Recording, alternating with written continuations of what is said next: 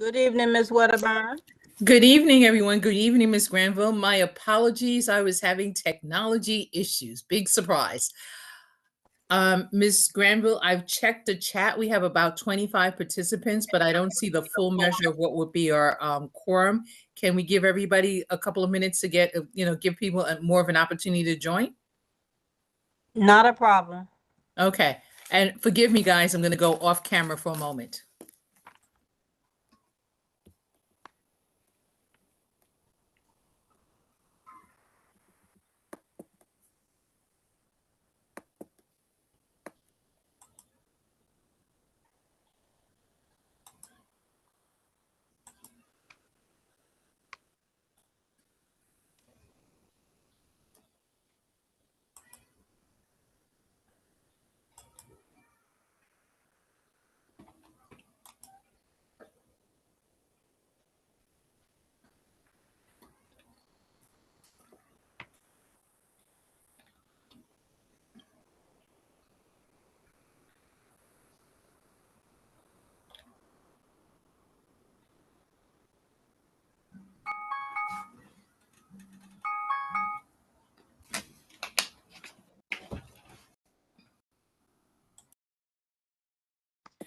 Ms. Granville, would you like to take the roll to see if we meet quorum for tonight's meeting? And I see Mr. Byrd is here from the Borough President's Office, so he's the first person to present this evening. Okay. Pierre Albert. Present. I'm sorry, did you say Pierre Albert? Yes. You present? Yes. Okay, I wasn't sure of your response. Okay. Albert Appleton.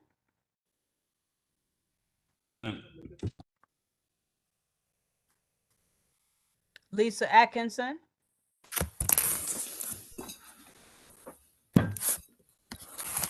Princess Ben James. Good evening, present. Robert Callahan. Present. And somebody is crunching something really loud into their microphone so they can mute their mic. That'd be great. Thank you. I had the same thought. Nora Daniel. Michael Francoeur. Okay, Ms. Granville, I'm here. Karen Gray. Kathy Island. Jennifer Karen Jordan. Gray's here. Sorry, Karen Gray's here. Okay. Here. Now I heard Karen. Who was the next person that said they were here? Was it Kathy Island?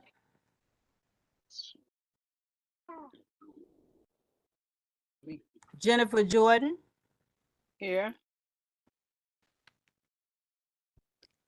Zerzima Jordan. Here. Peter Crashes. Here. Nicola May. Here.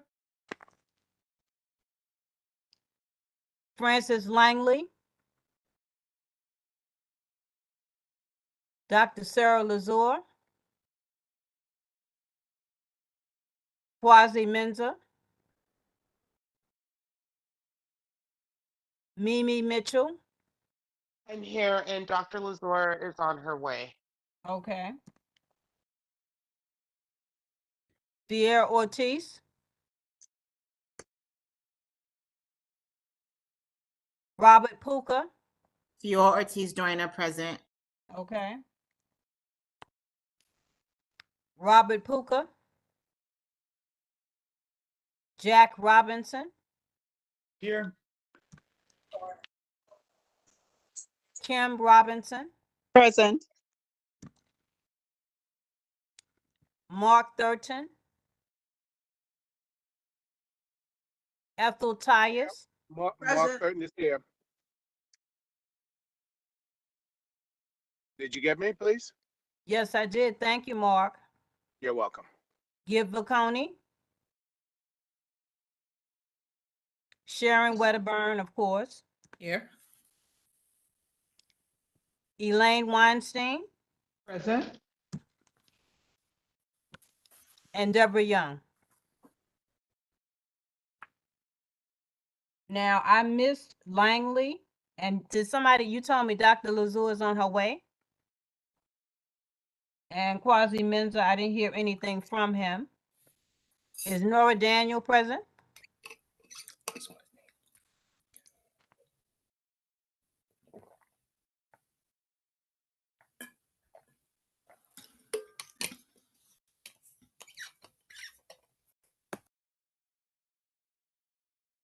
Sharon, I have 16. All right. We can begin the meeting at this point if you would be in agreement, Ms. Granville, because the first item up is the Borough President's presentation. And I just wanted to make sure Ms. Lazar has joined us. I just wanted to make sure that we had a good basis by which we could start the meeting. So, Mr. Byrd, would you like to introduce yourself and tell us why you're here? Yeah, it'd be my pleasure, and I can start sharing my screen as well. Hi, folks. My name is Britt Byrd. I'm a planner at the Brooklyn Borough President's Office. I'm a Central Brooklyn resident, not quite in CB8, just across the border, just on the other side of Atlantic on Fulton and Classen, but nearby. Delighted to be here this evening to discuss our comprehensive plan, health and housing. Is everything showing up all right? Yes, we can see your shared screen. Wonderful, great. Okay, so what is the comprehensive plan? The Brooklyn Borough President's Office is working on a comprehensive plan, and the way that we are presenting it and talking about it is that we see it as a way to provide guidance for community stakeholders and provide accountability, predictability for the borough president's land use decisions, and to be a way to share critical data with all stakeholders in Brooklyn. But it's also important to emphasize what this plan is not in many ways. And this is not a substitute for a citywide comprehensive plan in all 5 boroughs. And it's also not a substitute for ongoing local planning efforts done at either the community district or community board level or smaller, such as M-Crown or AIM-UP, I think is a great example. This plan is not complete or finished. It's still in a draft stage. And this comprehensive plan is not a rezoning. Nothing is being changed in the zoning code, a text amendment, or a map amendment. This is just a guidance document that we are producing. This all ties back to what is the Brooklyn Borough President's power and responsibilities. So the Borough President's Office has a few codified powers and responsibilities. The office issues ULURP recommendations, serves as a sponsor and can introduce legislation in partnership with City Council, can identify budget priorities and allocations, monitor and modify delivery of city services across the borough. And the Borough President also serves as a convener and a planner and a strategic communicator across all of Brooklyn. So why is this comprehensive plan focusing so much on health and housing? That's as the real focus and subtitle of it.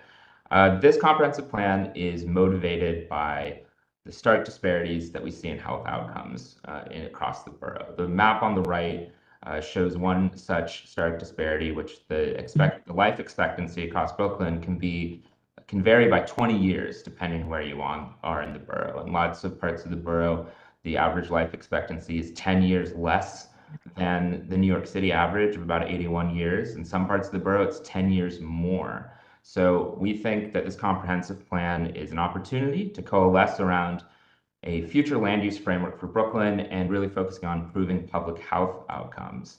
And this link is really substantiated by a growing body of research that indicates that there is a link between social and economic determinants of health. So the location and availability of affordable housing, the availability and quality of public transportation, and the accessibility to public services and amenities are all shown to have direct impacts on public health and health outcomes. So we started this plan last year. We established an advisory committee composed of many community-based organizations. We held a town hall for our existing conditions report in December. And congruent with that town hall was an online form for feedback that was open throughout most of January. We presented to the borough board and the borough service cabinet, and we're presenting to community boards across the borough in the last month to 6 weeks. And we've been engaging with critical stakeholders. Our partner, Hester Street, has led focus groups on health and housing, or focused particularly on health and housing, infrastructure, and environmental justice as the three kind of themes of those focus groups among our community partners. This is, a sample of the forms of feedback, the kind of press push that's been made, and the kind of community workshop engagement that we've been conducting so far. So the plan that, and what we want to run through tonight is kind of how the plan is structured, what kind of things are going to be in the plan, and really the plan is organized in two main ways: through emerging goals and through a set of land use frameworks. The goals are then grouped or organized through objectives and recommendations. This gets more and more specific as you go down, and we've also identified metrics, ways that we're going to assess how we're doing according to the plan, how the borough is faring.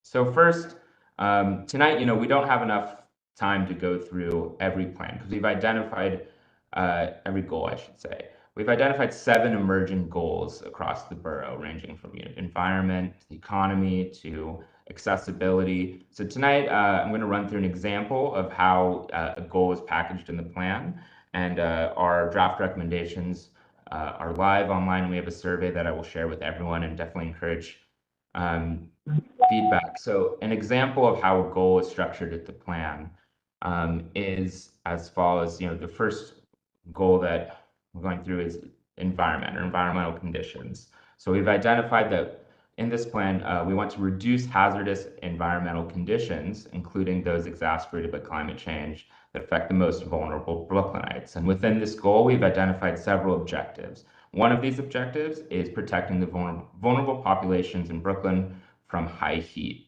The map on the right is a map of the heat vulnerability index compiled by the city. This shows a couple different factors that show that some communities have fewer resources and are more vulnerable to high levels of heat in the summer or throughout the year. And this is the metric we're using to evaluate whether we're making progress on the goal. And we've enumerated a number of recommendations for how to improve this condition in Brooklyn, such as increasing open space in high heat vulnerable communities, increasing tree canopy, increasing the number of splash parks. A series of recommendations all motivated at, or all pointed towards decreasing the heat vulnerability in these parts of Brooklyn. So the other way that the plan is organized is also through a series of land use frameworks. And this is really sort of how to think spatially about these recommendations. The goals are kind of thematic organization of how everything's going: environment, jobs, accessibility. The land use frameworks are how you might apply these recommendations spatially across the borough. So we've identified 4 land use frameworks that we're going to run through tonight. They're housing, growth, and parking demand management, health and wellness economy, healthy streets and environment, and resilient infrastructure and jobs.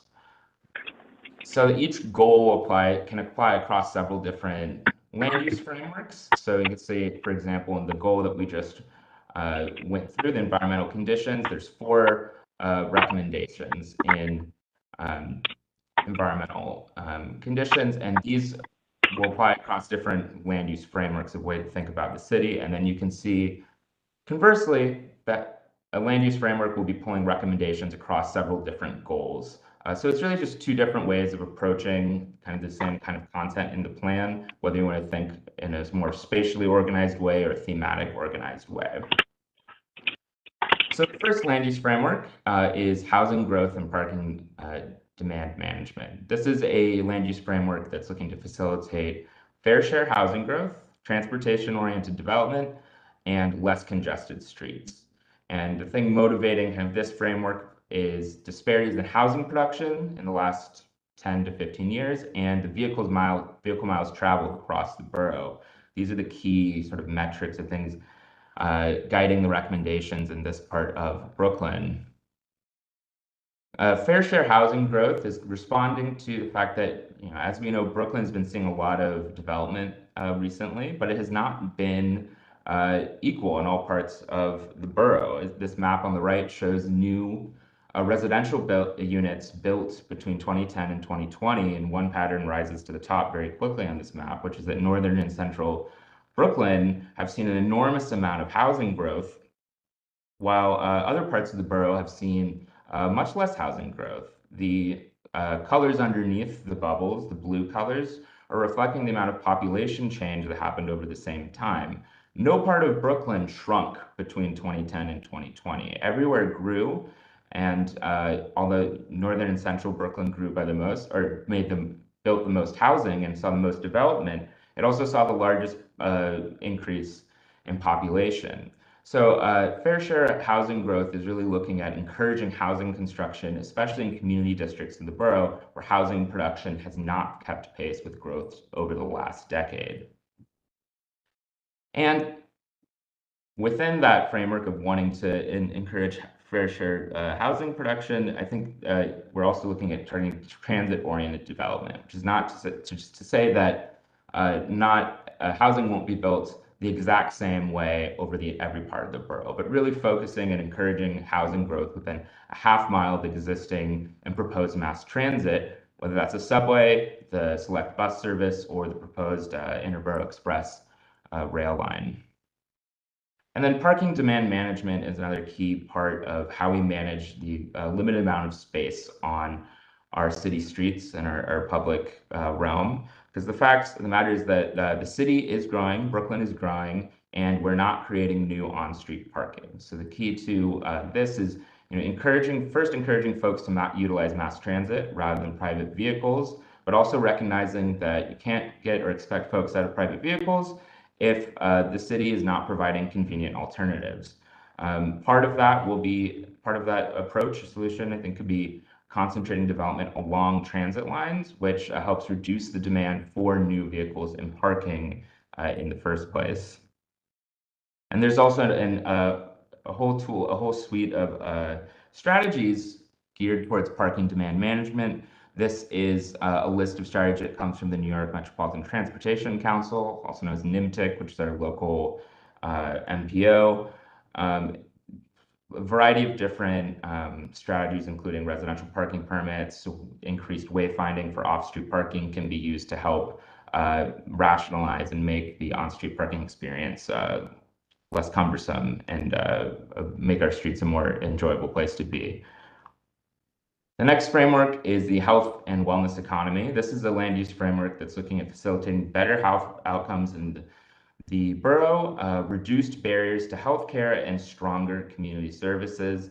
This is looking at disparities in life expectancy. It's really the motivation behind this land use framework. And we're looking at this is planning for Brooklyn's healthcare and education workers to also grow and thrive. On the map on the right, the areas highlighted in red shows areas that have a particularly lower than average life expectancy in the borough, where concentration of more community service and healthcare makes sense to help address that condition. The areas in blue show that areas where over 20% of people in those census tracts or in those rough areas work in the healthcare and education fields. So this land use framework is both looking at healthcare as a way of providing care, but also a place where people work and commute to, and earn a living. As we can see, the life expectancy part is revisited here. So this is a framework looking at delivering more and improved healthcare services, but also increasing access and reducing barriers to the services that do already exist, whether that's physical barriers or economic barriers such as cost or insurance difficulties or lack of translation services. And then this is a good, I think, depiction of the sort of healthcare and education as work and as access to jobs and industry. The map on the right shows The areas in darker colors, blue and purple, are the areas with higher amounts of people working in healthcare and education sectors. And you see that our transit network, it doesn't reach many parts of the borough. And we've highlighted the proposed Interborough Express line here, showing that how that and a couple other interventions could provide better accessibility to the parts of the borough where many of our healthcare and education workers are living. The next land use framework is Healthy Streets and Environment. This is a land use framework that's looking at facilitating complete streets, accessible neighborhoods, and also fewer vehicle miles traveled. This land use framework is really motivated, I think, by two factors. There's the disparities in traffic violence. You see the area highlighted in purple on the graphic. It represents the Vision Zero priority areas. These are areas where DOT has done the analysis and showed a particular amount of traffic violence is occurring on this areas of Brooklyn. And this part is also looking at healthy streets, then the environment also as a function of environmental contamination, whether that's sites where chemical bulk storage is happening, there's Superfund sites, but also air quality. I think the air quality factor is well shown by this map. This is a map showing the amount of PM 2.5, which is a common form of air pollution that is measured throughout the city, how it varies across the borough. And we see that along the waterfront near the BQE corridor in particular, there's higher levels of PM 2.5, and that there's a higher concentration of toxic release facilities, chemical bulk storage sites, as well near the Brooklyn's waterfront and its coast.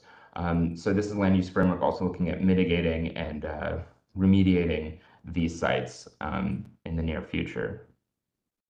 And then finally, our final land use framework is resilient infrastructure and jobs. This is the land use framework looking at facilitating industrial job growth, particularly maintaining or manufacturing jobs and land uses within the borough. Looking at encouraging multimodal freight with the goal of getting fewer trucks on Brooklyn streets and shifting more freight to other modes such as barge and rail, and building a resilient waterfront in the face of climate change.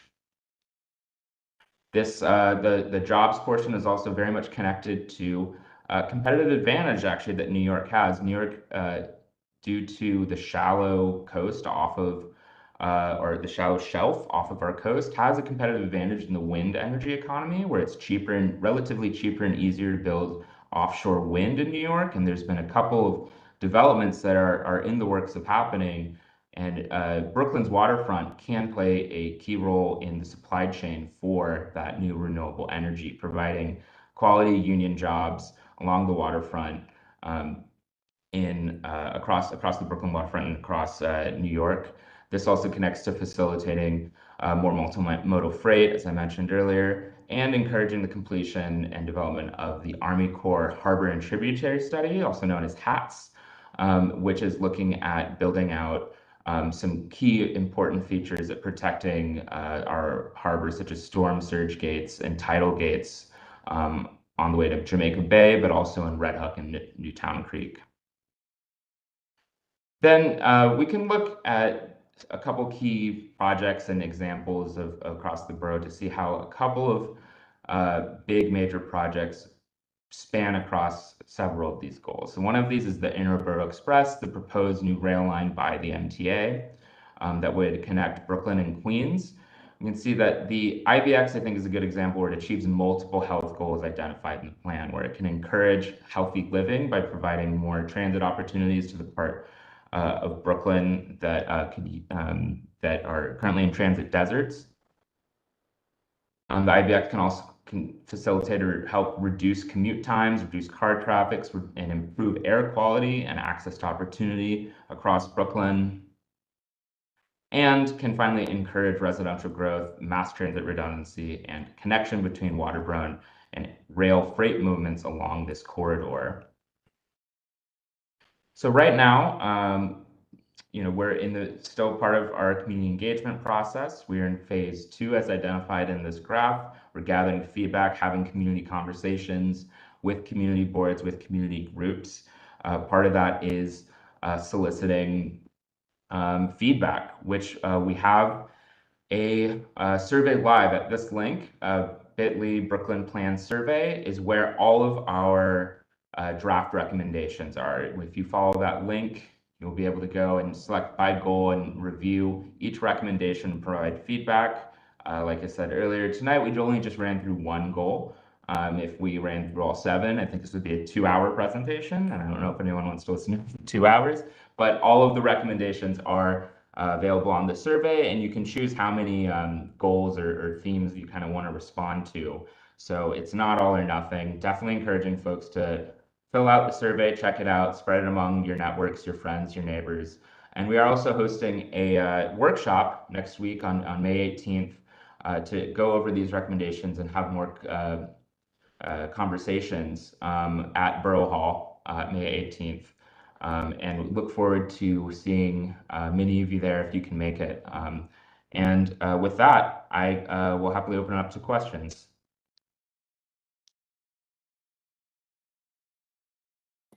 Brett, I'm going to ask one question. What time is this town hall presentation at Borough Hall? It's at 6 p.m. at Borough Hall. Thank you. Mr. Crashus, you're in the room. Can you ask your question, please? Actually, my question was about getting information about the workshop, but I did have another question. Whatever information we can get for that workshop sounds great. It's a great presentation. And I looked through the larger distribution that went out to the land use committee, maybe a few, like even a month or 2 ago. It was really impressive. I guess there were just a couple things that popped up in my mind. And I think maybe they both distill down into like this, into how city agencies' focus is distributed across this wider area. And I think, I've been, I sometimes worry that city agency focus is kind of chunky, like it doesn't reach those that are underserved very well. So, and that can really have a lot to do with how those communities are organized, and how they intersect with community boards and with borough presidents and with just with everybody. Because I think sometimes there's whole communities and whole blocks, or it just ends up not being distributed very evenly. So I'm wondering if there's like a way that you've looked, like if there's been any feedback to you about trying to improve that element of it, so that community access, or like individual citizens' access to city agencies is more equally distributed? Yeah, definitely. I think it's a great question. I think it's something we hear a lot, especially with projects that cross community district boundaries as well. And I think it's an issue that gets worse once you start bringing in the state as well, for sure. So I think that is one area that I think that's one thing that's motivating this plan in particular, is that even if you're just trying to compile a list of all of the DOT and like DEP projects in one place, it can be quite difficult to exhaustively do that, even just on one map. If it's your 9 to 5 to help compile these things all together. So I think we are going to be discussing our plan with agencies as well as sort of a stakeholder to try to compile and share this information more accessibly and more so it's less on a need to know basis. And I think that's one respect in which this is going to be a living document in one way or another, where it's going to be a way of trying to coordinate and keep that information more accessible and more consolidated. I laugh away about the state reference because I live right across the street from Atlantic Yards, and so I definitely am very well versed in the problems of that come from that. But would you consider, or would there be the possibility of the report including some guidelines or recommendations for community boards and even maybe new elected officials on like how you could maybe some best practices that might actually really help everybody know how to do things a little better? Everyone is trying to do a good job. It's just, I think sometimes not everyone especially with new technologies and everything, there's a lot of new ways that people can be outreach can occur, and it might actually affect the way that communities organize themselves to better reach people. I'm just throwing that out there, but I've said my piece. But thank you very much. I appreciate it. I think it's a great report. Sure, thank you. Yeah, I think that's a great idea. I do know that, in our draft now, we have an introductory section that is going to be sort of breakdown of how we envision using this report. If you are a elected official, if you are a community board member, if you are a researcher or journalist, and I think it would be a great idea to kind of sprinkle in best practices that you're saying as like a continuation of that throughout the plan. Yeah, thanks. Ms. Tice, you've been so patient. Please go ahead. Thank you, Madam Chair of Land Use. I am asking for a copy of this wonderful presentation that I can share the link with my neighbors so they can see how deeply thoughtful the Borough President's office is being about these matters. Yes, I can share. Sharon, does it work if I send you a copy, and you could Actually, send it to the board office, because that way they can distribute. Not, I'm sure Ms. Tice's request will not be the only request. Okay, happily. Thank you. Yes. Thank you. Of course, and I will say I apologize, there was a typo on the bit.ly link. If you spell out Brooklyn instead of BK, that should work. Let me know if there's any issues. Deeply apologize for that misstep. Thank you. Sarah Lazar? I'm sorry, Madam Chair, could we get a copy of the link to this evening's presentation before we part? Brett, can you provide that? Yes, can I see, am I able to upload a document? See if you can put it in the chat. Put the link in the chat. Thank you. I'll work on that. Thank you. Sarah Lazar? Yeah, thank you. I also very much appreciated this presentation, and I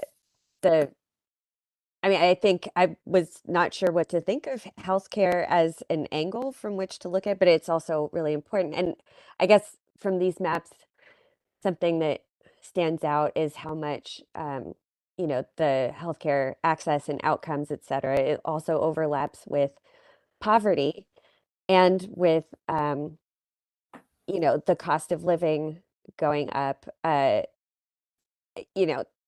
effects that it has on people, the stress of feeling like you're likely to be displaced, it's probably significant. It has an effect. I also appreciated the focus on the areas of Brooklyn that haven't really seen much growth. I hadn't even heard of the IBX before. I'm kind of embarrassed about that. But we hear lots of people talking about transit-oriented development, with it makes sense, but it's not something that's going to solve the entire problem, because there are large neighborhoods within Brooklyn that don't have access. I'm sure that there's more interest in having transit access there, but these are also not the areas, and they're also not the areas that are targeted for increased development, and those areas tend to be whiter, more conservative, and more likely to be homeowners. And um, they should be sharing in the responsibility of bringing in new housing, et cetera, and not just areas that are predominantly tenants, who are, of course, easier to push out, but we're a really important part of the city as well. So anyway, thank you for the presentation. I'm going to dig into this even more. Great, thank you. Yeah, and I think those are great comments, and it definitely the motivation behind fair share when we include this here. I think you said it great. Britt, I'm going to ask you a question in regards to the IBX. Given that it's currently used as freight rail lines, has there been any bid, RFP? What kind of timeline, or this is in the future, 25 years from now? Sure, thank you. Great question. I think it's also a good opportunity to have the disclaimer that the IBX is a MTA managed project, so our role here is really supporting it as an advocate for it. The MTA are the ones doing the studies and ultimately would be building and constructing and operating it. There were series of big steps forward taken on it in the last year. The last big step was identifying that the preferred form of transit would be a light rail transit along the line. I think the timeline is, and again, I'll just disclaim that the MTA is the managing agency on this rather than me, but I believe it, 5 to 10 years was roughly the timeline for planning and implementation. Yeah, I think we're really looking to support it as a way of increasing transit access, and I think also critically keeping the freight along the existing line, because currently it is used for freight and it goes through a couple key areas. It reaches all the way to Brooklyn Army Terminal in Sunset Park. It also goes through the Fairfields, Flatlands, IBZ. It provides connections to other industrial business zones in Queens. So making sure that we really embrace that connection potential to get more freight rail going along that corridor, along with the passenger rail. The plans currently do have freight and passenger existing at the same time, and that's one reason we're supporting it as well, is that it would still be a useful and could be an increasingly useful freight line while also having increased transit access along the same line. Interesting.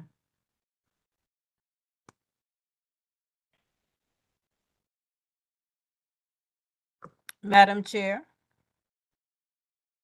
Hello, Ms. Wedderburn. Just realized I'm on mute. I asked if you saw any other raised hands, trying to keep the noise out. Okay, I'm sorry I didn't raise my hand. I just wanted to thank him for the presentation. And I wanted to ask all of our board members who should have gotten a copy of this, if you haven't looked at it yet or you haven't read it thoroughly, would you please take this as an impetus to actually look at it? Now, I wanted to also find out from Mr. Britt, exactly when do you need feedback? Is May 18th the last day for feedback? No, so great question. The online form will be open through May 31st. Thank you. Of course. And wait, hold on one second. I just want to make sure. I thought I saw a comment.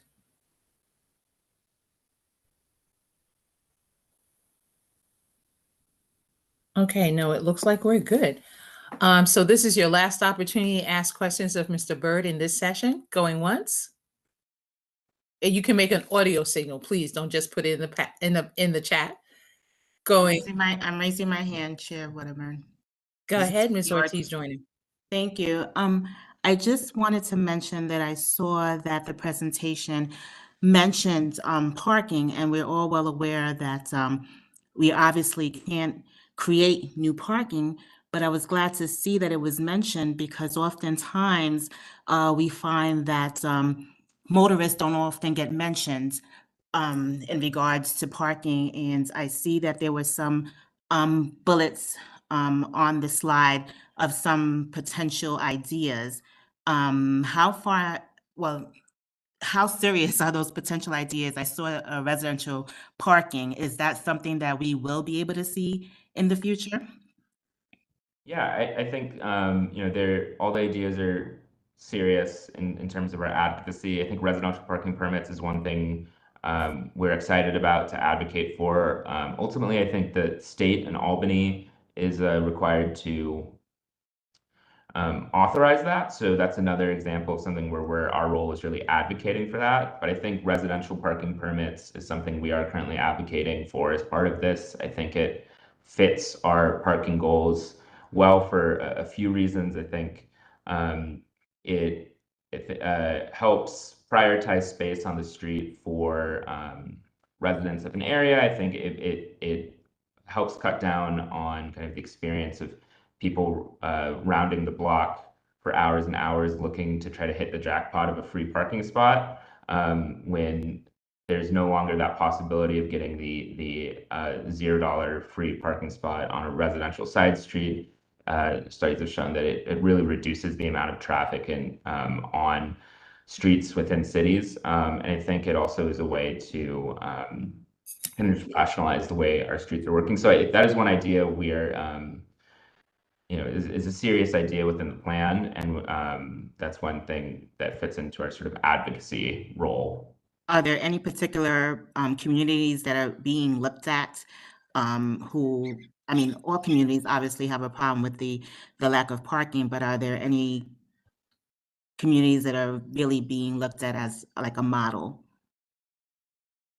That's a good question. Not currently, there's not any like pilot plans or communities in particular. I think communities that have access to transit, I think naturally lend themselves to being considered. I think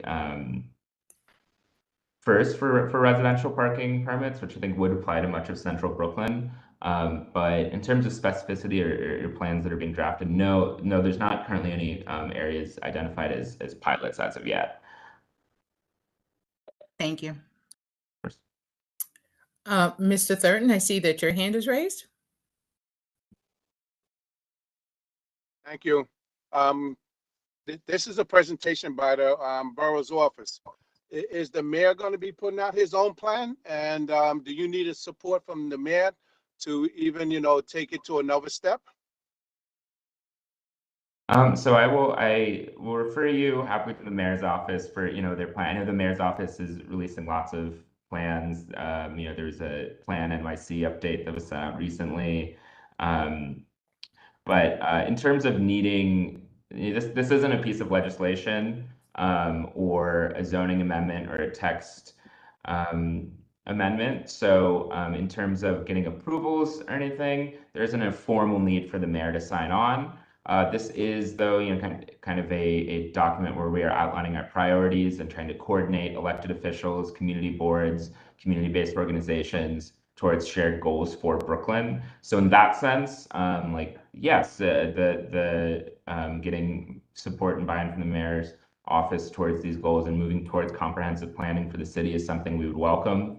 In terms of the mayor's office needing to formally approve or vote for it, that isn't necessary or needed, given this is sort of a guidance document and policy document that we're outlining rather than a formal legislation or zoning change. Thank you. Thank you.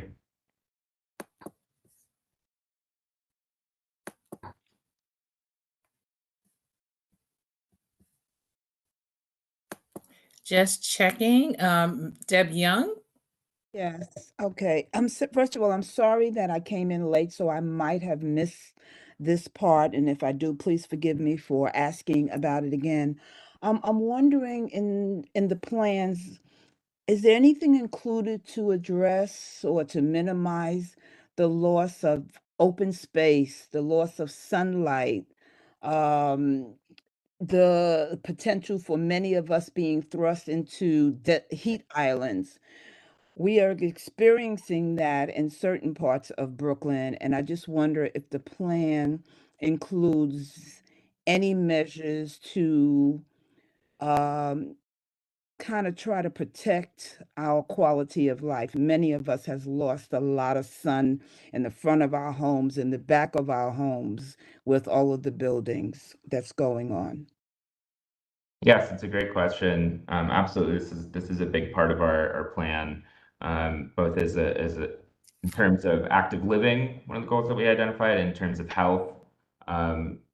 There's a couple different recommendations and ways that we're approaching heat and heat islands and access to light, increasing the tree canopy and repairing the tree canopy across Brooklyn is a definitely goal. The city has a citywide goal of where, how many trees and how much tree canopy they want to build, but we can do more analysis, and we're beginning more analysis on showing that there are parts of the borough and parts of the city that have a more urgent need for a repaired and increased tree canopy for some of the reasons that you elaborated.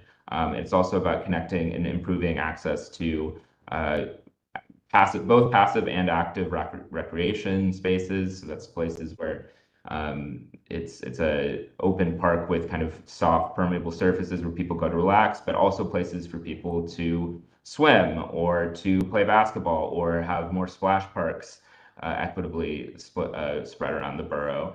And I think the final piece there is also really embracing our streets and our road beds as a part of the public realm and a place for people to relax and cool down as well. So increasing street trees is a big part of that, but also making streets cleaner through better trash collection and a series of other measures to foster streets as kind of public spaces themselves. New York City in the summer is I think quintessentially about using the street and hanging out in the street as a public space. I think we all know this from living here, and continuing to foster that as a place where Brooklynites rest, relax, and can also find some refuge from the heat on a hot summer day as well. Yeah. Thank you. Of course, thank you. Sarah, is your hand up again, or did you not lower your hand before? No, it is another one. Sorry about this. I'm looking at the survey, and there's a part I'm looking at the affordable like the housing part, and I hope this is okay if I'm asking this question. There's a recommendation, Borough President reserves right to refile ULURP projects that the Borough President supports and were withdrawn before the approval process was complete. I don't totally understand that recommendation. Would you be able to clarify what is meant by it? And because I guess I'm just not, I haven't seen ULURP applications be withdrawn that much. So Yeah. if you could explain. Happily. Yeah, I think this is something that happens periodically, and it's happened a few times this year in our pipeline, but mostly not in Central Brooklyn or North Brooklyn community boards. But I think the idea behind this recommendation is that there are proposals, whether it's to build new housing or some other zoning change that often make it some part of the way through the process, but then are withdrawn for one reason or another, maybe because of opposition to fair share housing growth in other parts of the borough. So I think this recommendation is really geared towards ensuring fair share housing growth. That if there was a application that went forth to build affordable housing in a part of the borough that doesn't have much affordable housing and that has not had as much housing growth over the last decade compared to parts that have, sometimes those applications are withdrawn and it doesn't force a vote. There's no vote that happens at city council to oppose a project. It's just withdrawn. The borough president's office has the ability as a public official to resubmit the application with the idea that the application would still get a vote at city council, would be seen through the process. And I think that the motivation underlying that recommendation, again, is really aimed at cases where there's an application that deserves to be held, it deserves to be heard, it deserves to be voted on, and that would probably be because it's building more affordable housing and moving towards fair share housing growth. And there should be at least a vote at city council on the application. Does that address? Yeah, I think so. I guess I'm just trying to, I very much hope that that's the type of scenario that it would be used for, and that it wouldn't be used to override, like, let's say a community voted against a luxury development because they didn't need it, and maybe there's already, and what we actually need is affordable housing. Would then the borough president be able to override that? I hope not, but anyway. Yeah, I think that's the also where this plan comes in as a means of accountability for the borough president, where the comprehensive plan will serve as a way to have predictability from what you can expect from the borough president's office for ULURP applications, but it also will set a standard where if there's a recommendation, the community board or community members see come from the office, there will be an accessible and document to point to say that, hold on, how does this compare to the comprehensive plan that was issued? And I think that's why we're really emphasizing fair share housing and affordable housing in the comprehensive plan as well, to really highlight that that is what the kind of recommendations that the borough president's office and the borough president will be issuing. And if there were a case, in that circumstance, like, definitely want the accountability and the transparency to highlight that. That is definitely the kind of thing the recommendations be pointed towards. So yeah. Thank you. Yeah, of course.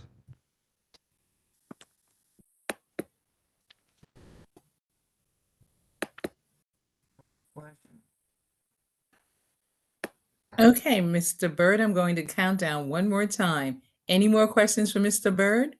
Going once? Going twice? Oh, looks like I inadvertently raised my hand. Let me just lower that. Going 3 times?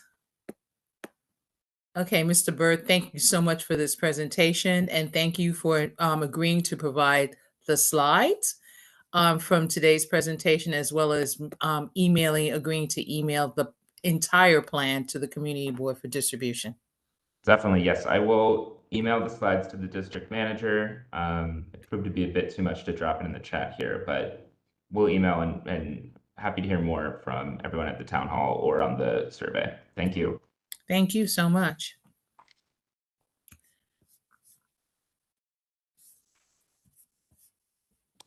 So, Ms. Granville, what do we have next on our agenda for discussion? You have 2 LPC items. I should say we have, since it's a joint meeting.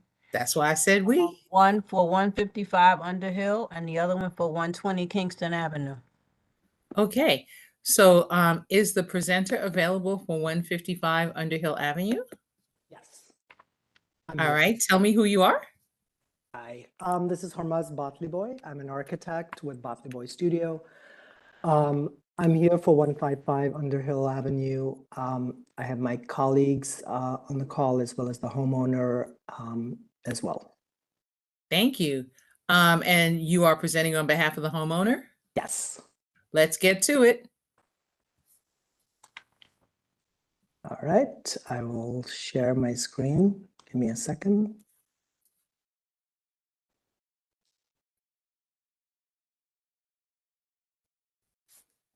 Okay, just want to confirm you can see my screen okay? Confirmed. Great. Okay, so, excuse me. I'm here presenting for our landmarks application for 155 Underhill Avenue. Like I mentioned, I'm Hormaz Batliboy. I'm an architect. Our firm Batliboy Studio has been working with our clients, Prashant and Neha Mikala. So we are here to cover a few things. I'm going to go over the overall scope, the owners, the project, and then we're going to dive really into 2 very specific items that are up for discussion with the landmarks public hearing process. One of them being the replacement of the rear bay window, and the other being the work we're proposing of the roof terrace with the mechanical system and a roof deck. Just a quick introduction to our clients. They are longtime Prospect Heights residents. They've been there since 2015. I started working with them on their condo project that is on Sterling Place between Underhill and Washington. And over the course of time, with a growing family and growing needs, they decided instead to invest further in the neighborhood by buying a townhouse around the corner from where they currently are on Underhill, second house in from Park Place. So we've been working with them. The project, the home is 155 Underhill. It's in the Prospect Heights Historic District, which is within the greater community board. Just a little kind of background on the house that we have from the Landmarks Historical Archives. So that's the 1940s tax photo, the 1980s tax photo with a little background on the house. It's from roughly 1897, built and developed by William Reynolds, who was responsible for a few other houses in the neighborhood as well. The project really is the conversion of an existing 3-family home to a 2-family home. The kind of general scope is mostly interior work and interior renovation. And the 2 exterior items that we are speaking with Landmarks about is the modification to the bay window at the rear and the installation of new mechanicals on the roof that's partially visible from the street, as well as the addition of a new roof deck. So just a quick overview, the interior, we've submitted drawings to the Landmarks Preservation Commission. We've gone through 2 reviews with them. That's the interior scope for a renovation to convert it to a 2-family home. It's a fairly standard setup with a rental unit at the garden or basement level, and then an owner's triplex unit that has some outdoor space and a deck in the rear yard, and then work on the roof. You can see the roof plan above at the top, which we'll dive into a little bit more. One of the scope items here is actually to remove the existing extension. There's a 1-story partial extension at 155 Underhill, which you can see in the photo that's down at the bottom right. And the other is that the bay window that's shown in here would be removed. In the background, you can see the 2-story existing extension of 153 Underhill. So one thing that's unusual about our house, or this house rather, is that the bay window work is actually on a secondary, partially hidden facade. And because of the location of the building next door to it and the existing 2-story building, not all of the rear facade of 155 is actually visible. So the portion that we're removing is, in this photo, as you can see, is not fully visible. So we'll get into the first scope item, which is the bay window at the rear. We have obviously done some asbestos testing, discovered that there is asbestos at the roof of the bay window. The existing window is also clad in vinyl siding, which is, as we sort of know for sure, is clearly not the original historic material. And based on the request from our reviewer at Landmarks, we also took off some of that siding to investigate what was behind it. There's obviously, insulation that's not up to current energy code compliance. So our proposal on this page on the left is the existing elevation, on the right is the proposed. Our proposal is to remove it and use the existing opening with a full height glass operable door or window, as you might see fit. The idea being that it opens up entirely to the outdoor space and to the new proposed terrace or deck. One of the things that's important to understand in this lot is that unlike most of the typical Brooklyn lots that are 100 feet, and unlike many of the ones in Prospect Heights, I've worked on a couple on Sterling Place that are 123 feet long. This lot is actually 90 feet. So it's a slightly shorter lot. And so for the owner, the use of the outdoor space is really critical and really important. And what the proposed opening does is make that circulation between the inside and the outside much more usable. Here is an example of a project that we've done in a different historic district in Bed-Stuy. This is fairly similar in that it's a similar product that we are proposing, a similar opening with the deck, and similar to 155 Underhill has in neighboring property with an existing 2-story extension that shields most of the facade at the bottom. And that is the plan view that shows the existing plan above and the proposed plan below. Again, like I mentioned, the hope is to remove the existing extension that's there, build a deck with stairs, and have better circulation between the inside and the outside. One of the other added benefits here, obviously, is also that we would be replacing this with much more energy efficient products that are more up to speed with current energy code requirements. We got some initial feedback from Landmarks, and based on that, we did a 3D model, 3D digital model of the surrounding neighborhood, more specifically the sort of donut that's between Sterling Park and Underhill. We've located on there some of the bay windows that are there, some of them that are not, and identified the different, different versions of them. We're also noting on there the sort of location of 365 Park Place and the existing two-story extension at 153 Underhill in the corner. So those are some of the photos of that. Our project is this one right here. That's the second house in from the corner. As you can see, that's 153 that's at the corner. This house right here is 364 Park. And then similar to our house, two houses over at 159 Underhill is another roof deck with work that's fairly similar to what we are proposing to do. The small sliver of bay window that you see here is actually not 155, that's 157, it's the house over. So the second scope item that we have put forward to Landmarks and that we were looking for community input as well as ultimately approval from the LPC is the work that we're proposing at the roof. On the top is the existing roof plan. On the bottom is the proposed roof plan. We're proposing a new stair that takes you up to the roof. We had originally proposed a full height bulkhead above that stair. With feedback that we got from our initial LPC review, we changed that to a daylighter. It's a product that allows access to the roof without being very high or very visible. So the daylighter hatch would open up for access from the stair below. We have a roof deck with a railing around it. We've heard back from some of the community members and the PHNDC with some questions regarding the railing, which we absorbed that feedback into it this morning.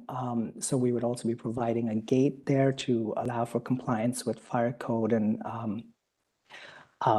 the 6-foot FDNY access. And then on the Underhill side, but we have mechanical units located there. So that is for a new heating and cooling system that we're proposing to use. We are proposing to remove the existing gas-fired boiler system for heating and replace it with an all-electric system, which is fairly common in newer construction, but more importantly, is in line with the direction that the city is going in, which is to move further and further away from gas appliances and gas-fired systems. We've got some sections through that new stair and access to the roof, so you can see the visibility of this daylighter hatch. In the background is the existing cornice at 153 Underhill, the building that's at the corner, which is a slightly unusual cornice line because it's significantly higher than the rest of the houses, being at the corner. And then we've included an example in here of the proposed product from the manufacturer, the daylighter hatch, showing how that would look.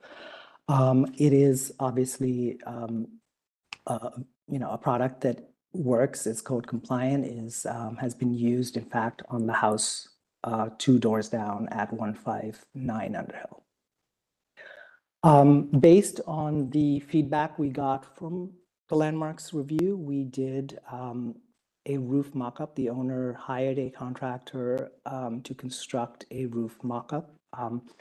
One thing to bear in mind is that it is a mock-up, so this is not the actual, it's not the full detail of what would be built, but it shows the line of high visibility of whatever the elements are. So in this instance, going, from the top left, working clockwise, it's got the high point of the rear railing that we're proposing.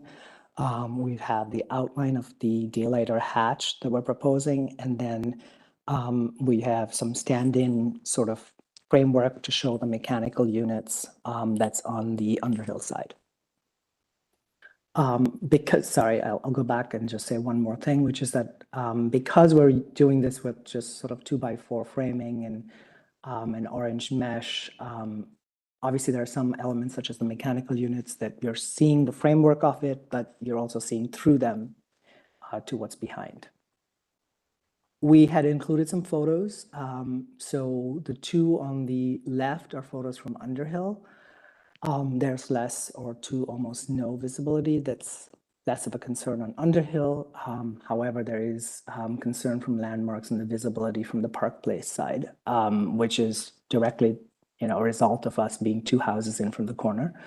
The photo in the right-hand side shows the railing that's at 159 Underhill, and then the mock-up of the railing that we are proposing.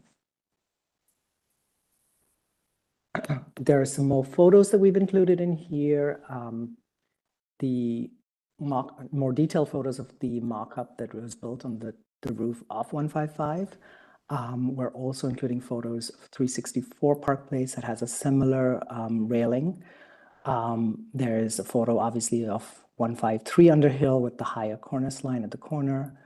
Again, 364 Park, that's mostly visible from the street because it's the end house in that row with a different type of railing that you're seeing at 159. And this is a view of the roof terrace at 159. We include this in here because it's, as we said, it's two houses over, but it has a lot of similar elements to what we're proposing. A roof deck, a railing around there with vertical posts, and then mechanical units with a daylighter hatch, similar to the one being proposed by us. And then lastly, we've added some more photos in here. On the left are the photos that were from late March from the LPC reviewer who reviewed our mock-up from the street.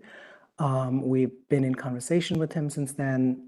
We've also included photos on the right that are more recent photos from earlier this week with the trees kind of being further in bloom, given that it's further into the spring and frankly almost like summer now. So the photos on the left were taken by Tim Shaw at LPC with kind of noting the visibility of some of the mock-up elements. Again, these photos are taken on Park Place. So this is on Park Place between Underhill and Vanderbilt. This is on the block that's to the west of our project. Again, photos from the west on Park Place. And then these are photos taken to the east. So this is on Park Place between Underhill and Washington. And obviously, because we're close to the corner, there is concern about the visibility of that railing. And we've included a photo in here on the left from late March and on the right from more recently, earlier this week. As far as the railing goes, I know there was some discussion about the nature of the railing, the color and finish. We had originally proposed a material that was similar to the one on the roof deck at 159 that's a little bit more reflective and disappears into, with the sky color. There was some concern that it should look closer to the railing that you see here. That's at 364 Park.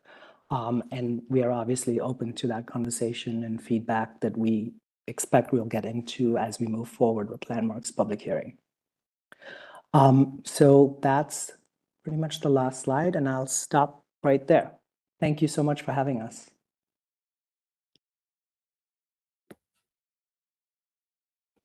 Thank you. Do we have any questions? Oh, come on. Ethel, you're here? well, it's a comment, not a question, so I'm not going to ask you to read it at this moment. I thank you, Madam Chair of the Land Use. I'm just trying to figure out if the project is going to take the building away from using a gas-powered HVAC and move to an electric heating and ventilation system. Will that be replaced with a solar energy generating system? At this time, that's not in the proposal to include solar energy panels. So my next question is, do you know whether or not Con Ed is moving to solar energy?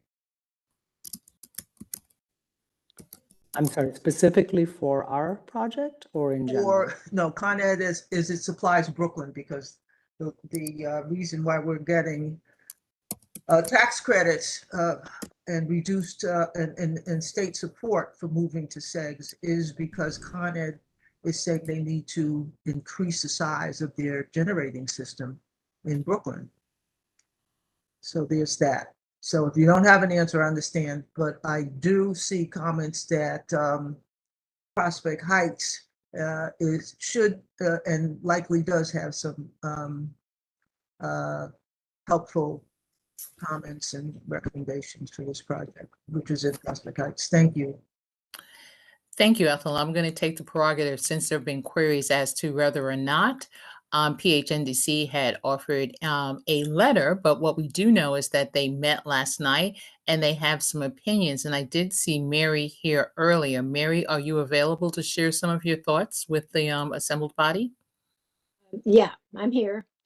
Hi, Mary. Hi. Yeah, we met and we did have some questions, as was mentioned. We have not formally come to a position yet.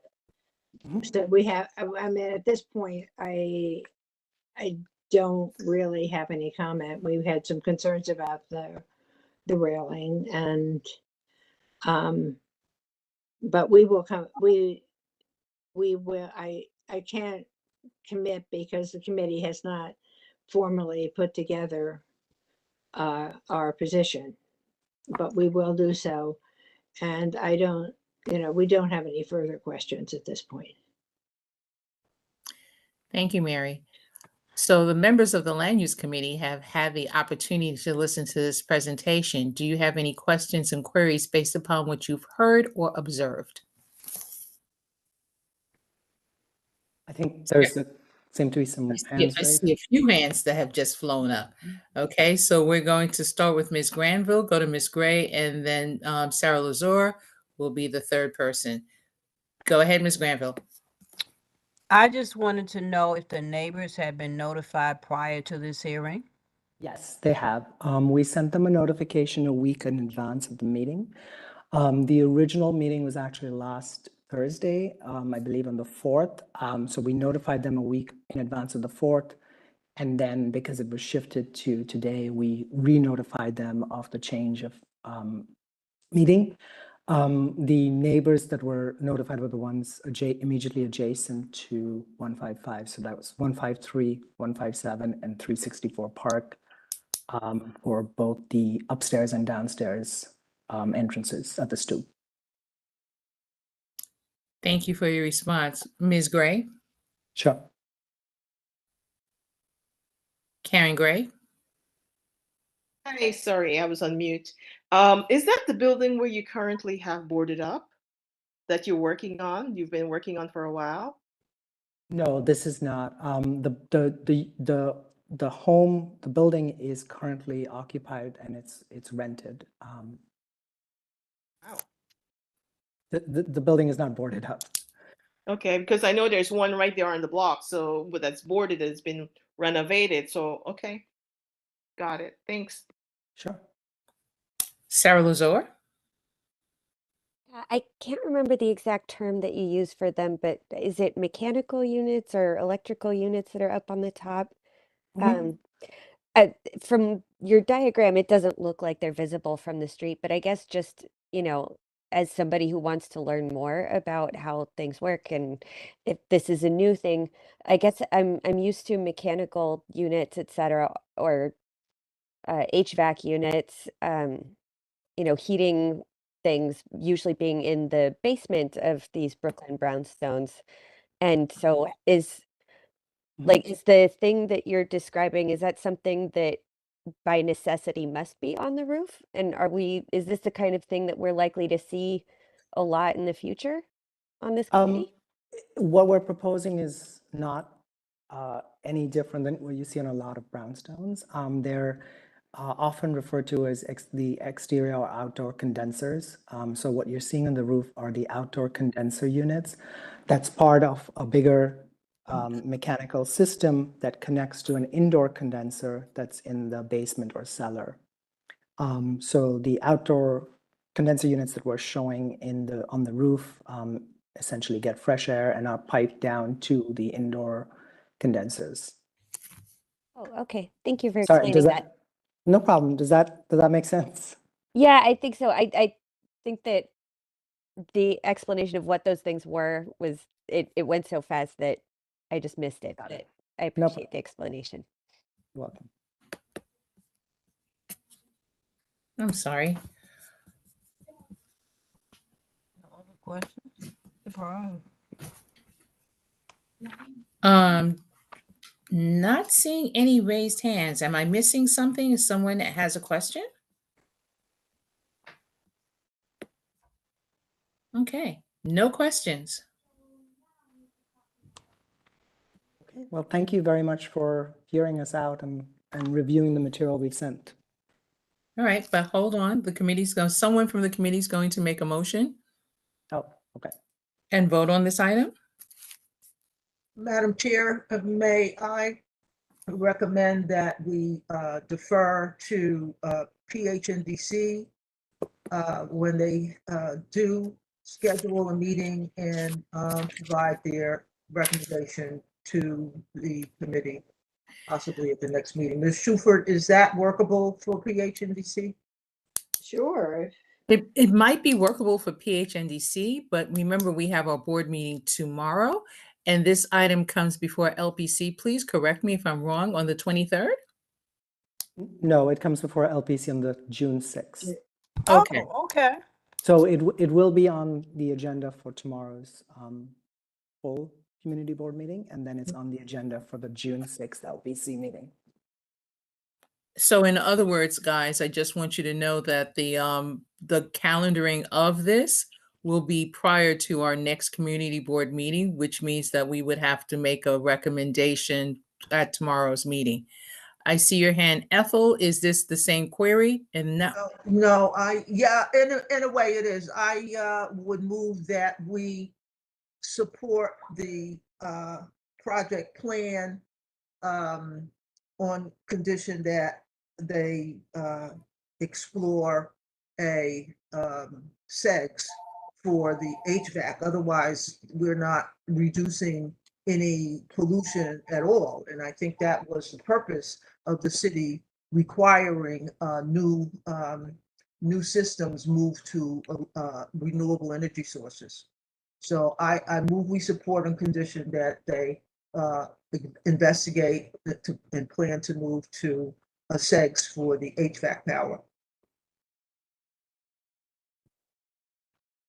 Sharon, you're muted. Sorry.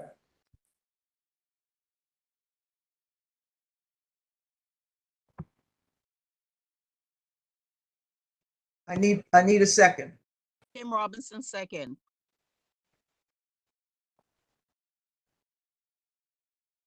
Thank you. I'm sorry, Peter, we see there's a motion on the table, so we'll discuss that during our discussion. Right now, we need a second for this motion. Is there someone who's willing to second? Kim just seconded.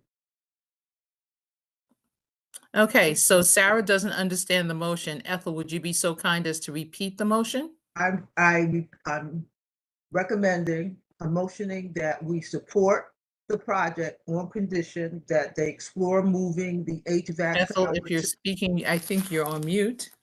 No, I'm not No, muted. I hear her. All right, my motion I can is to hear. support the project on condition that they investigate moving the HVAC power source to a sense. And I had a second from Ken Robinson. Okay. Thank you. Kim Robinson has second. Peter Crashes. I was about to marry you and Ethel together. Peter Crashes. It's okay with Uh, me, but it's what's- okay with me, what- but I don't know if Ethel would be happy about it. I'm thinking you don't want to create bigamy, but that's not, that's a whole different discussion. Peter, what's your query? Well, actually, I was, because I would have, I don't know the science that Ethel is referring to, so I can't even, I don't know how to support or not support what she's saying. I would have just moved to support the application as standing. So that's all I would, that's my comment, but I also respect moving things along. I just don't want to make a precedent and I understand I just don't want to make a precedent that we have to live up to moving forward when, if we don't know the science, and if we don't need to set I mean, if we should just go by existing preferences, like if this is what the city wants us to do, then we should do it that way, and not ask for too much more in this particular context. Peter, what I'm hearing is that you'd like to amend the motion? Yeah, I would just like to amend the motion to say we move to support the application as submitted for 151 Underhill. Ethel, is that something that's amenable to you? I can accept that. Okay, thank you. Ms. Granville, and then Ms. Weinstein. I was a little bit miffed because I didn't quite understand when Ethel said, did you say SAGs, Ethel? Because I'm not sure what that means, what that is. What is that? This is a solar energy generating system. Okay, thank you for the SEGS. explanation. Thank you. Thank you, Najani. Elaine?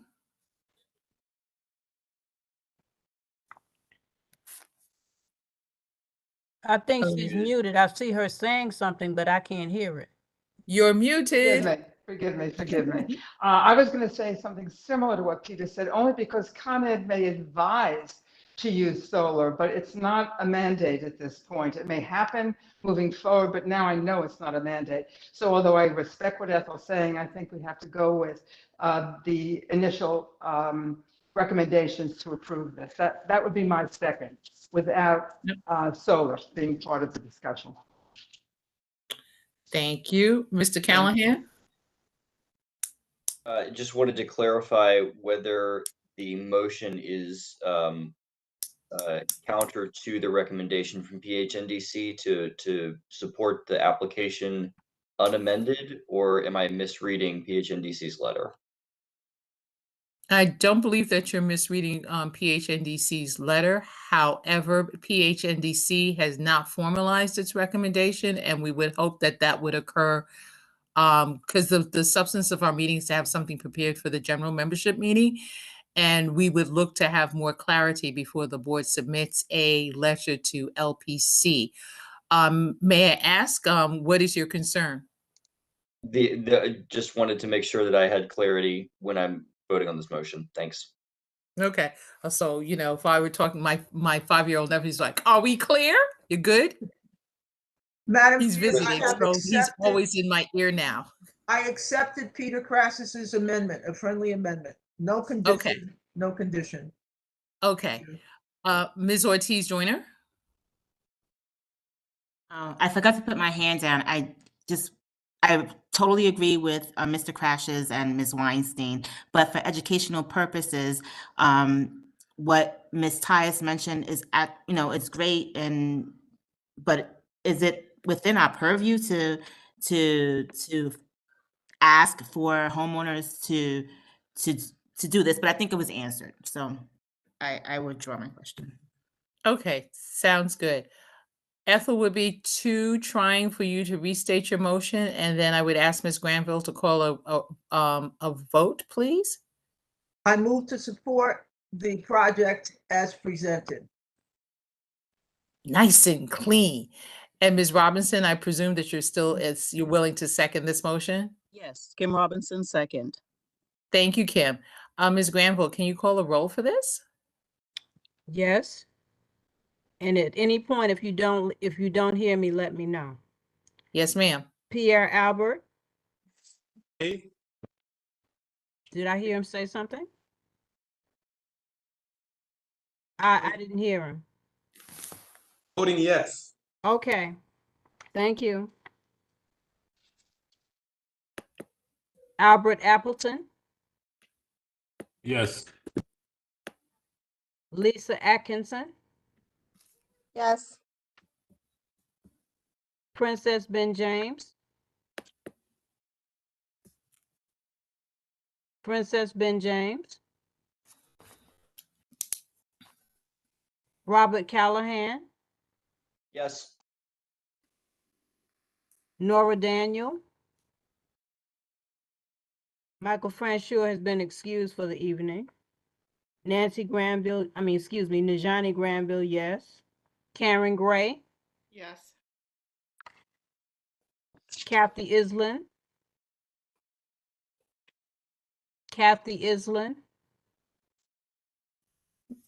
Jennifer Jordan.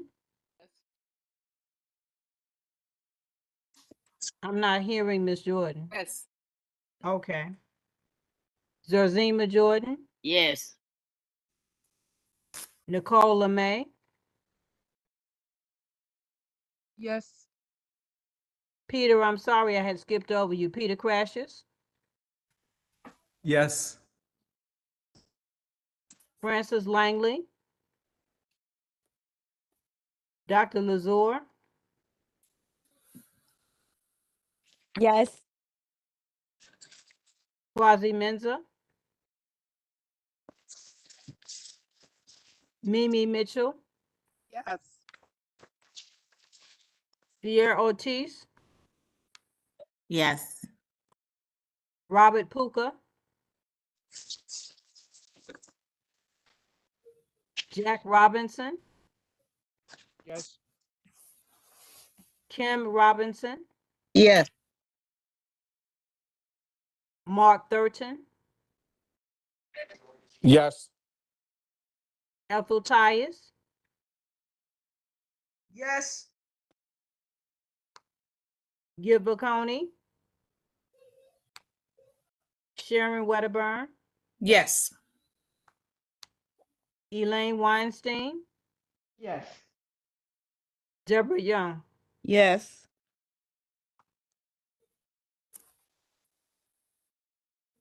Is there anyone whose name I did not call? Thank you.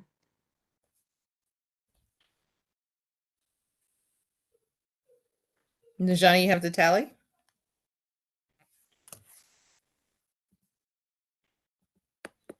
I counted 20.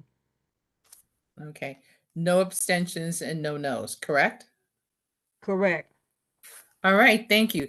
So what we need is for you to come to our board meeting tomorrow, which is going to begin at 6 o'clock at the Cathedral of St. Joe's, which is located on Pacific Street. Yes, I will be Okay. there. Thank All you right. so much. See you then. Thank you. Appreciate it. Thank you. Okay. So guys, I just want everybody assembled to know that land use is not taking over housing, even though the land use items come in the middle. You know, Borough President's presentation was in the beginning, and the last item is going to be a housing item. So I'm going to call the next item because I'm talking a lot today. The next item up for discussion is 120 Kingston Avenue, also has been known as the Kingston Lounge. Is the applicant ready and ready for their presentation, please? I am. Okay, let's go. All right. Share my screen here. Please let me know you can see the screen. Can you make it a little bit larger? Yes.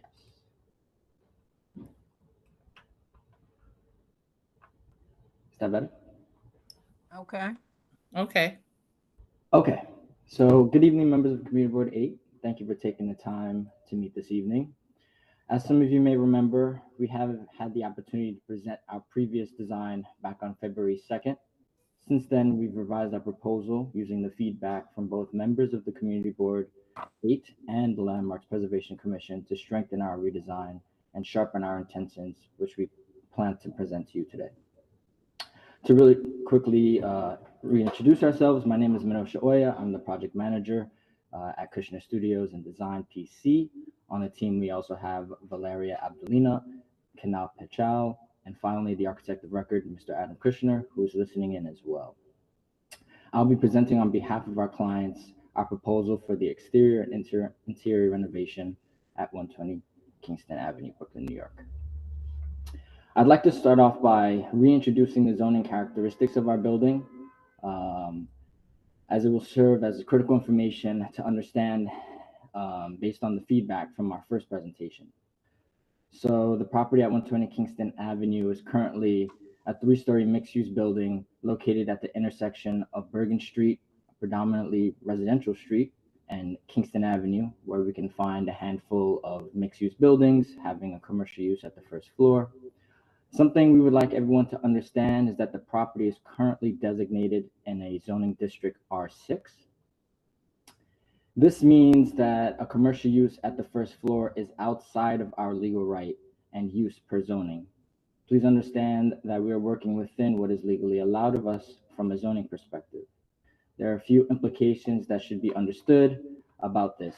One, and one of the more important ones that I'd like to mention, is that the commercial signage cannot be installed on facades located within a residential district. It's simply not allowed. I mention this because there were concerns from the public from our first hearing about losing this historic element of the building, which I'll dive into later in our presentation. Move on to the next slide. So since our meeting on February 2nd, our approach to the proposed work has changed significantly due to the fact that our new design focuses on the historical preservation of the building and using the 1940s tax photo and relevant historic and revealed historic elements as our driving force as it relates to our new design. I just want to take a minute to zoom in on these images here. So we were able to locate some additional contextual images by pulling the 1940s tax photo of our neighboring property. And what it revealed to us, because what the 1940s tax photo of our property was not kind of showing us, was what was the conditions along Bergen Street during this time. And, you know, upon discovering this tax photo, we were able to see that there was also commercial storefront projecting off of the building, also along Bergen Avenue and not just along Kingston Avenue. So the projecting storefront of the 1940s, for example, was a major focal point in our design, as well as a significant element of the building during this time. I'm just going to take an opportunity to just share some contextual images of the building. We can see some of the photos taken from 2018 of the building. Here are some contextual images of some of the spaces and properties directly across and next to our property. And here are some photos. So as you can see, the property is currently vacant and has been so for many years now. I believe it's important to note that the property is currently, it's important to note that before the client stepped in the picture, the building was on track to being demolished by the DOB due to the level of neglect and concern of its structural integrity. In fact, we needed to conduct a structural analysis on the building before even starting the project to ensure that the exposed structure was still able to perform as designed. Understanding the current conditions of the building, we had the opportunity to not only show our respect to the historical elements of the building, but also provide a level of revival that is in harmony with the context of the neighborhood and the building elements that surround us.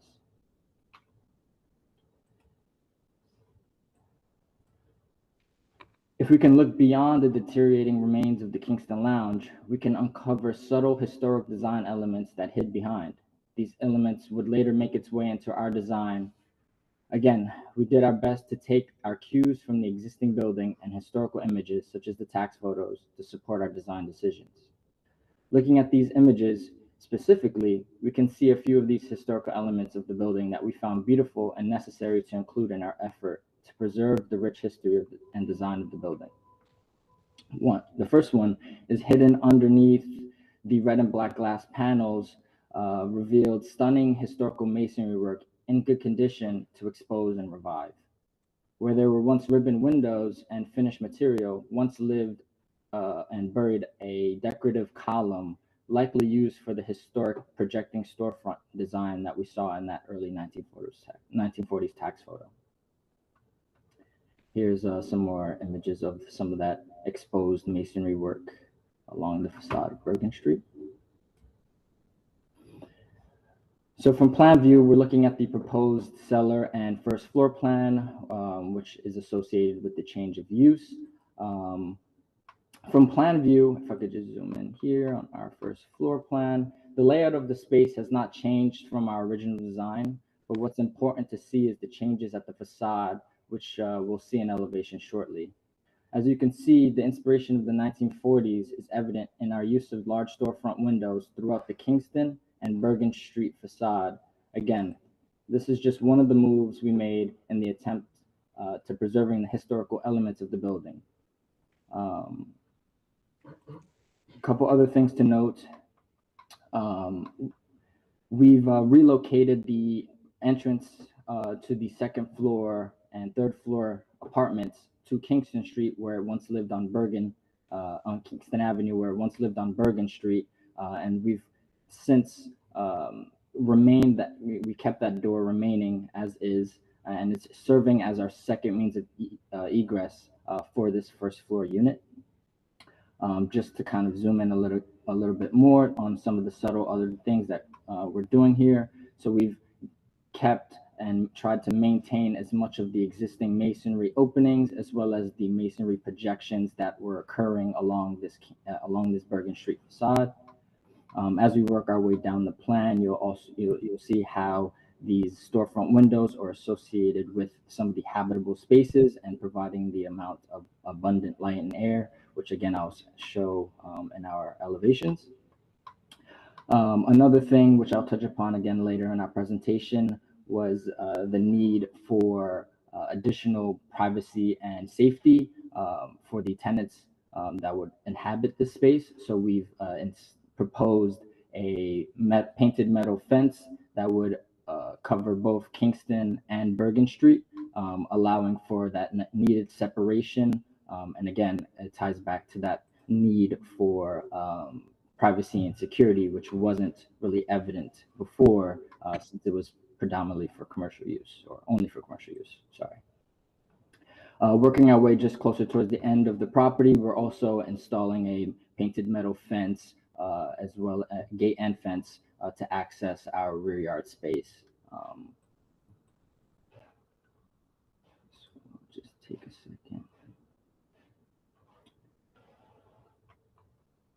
So I'm just gonna first kind of show our demo plan here based off of the Kingston Lounge. So the obvious challenge is that our first floor is no longer maintaining the commercial use, but rather we are converting the first floor to have a residential use only.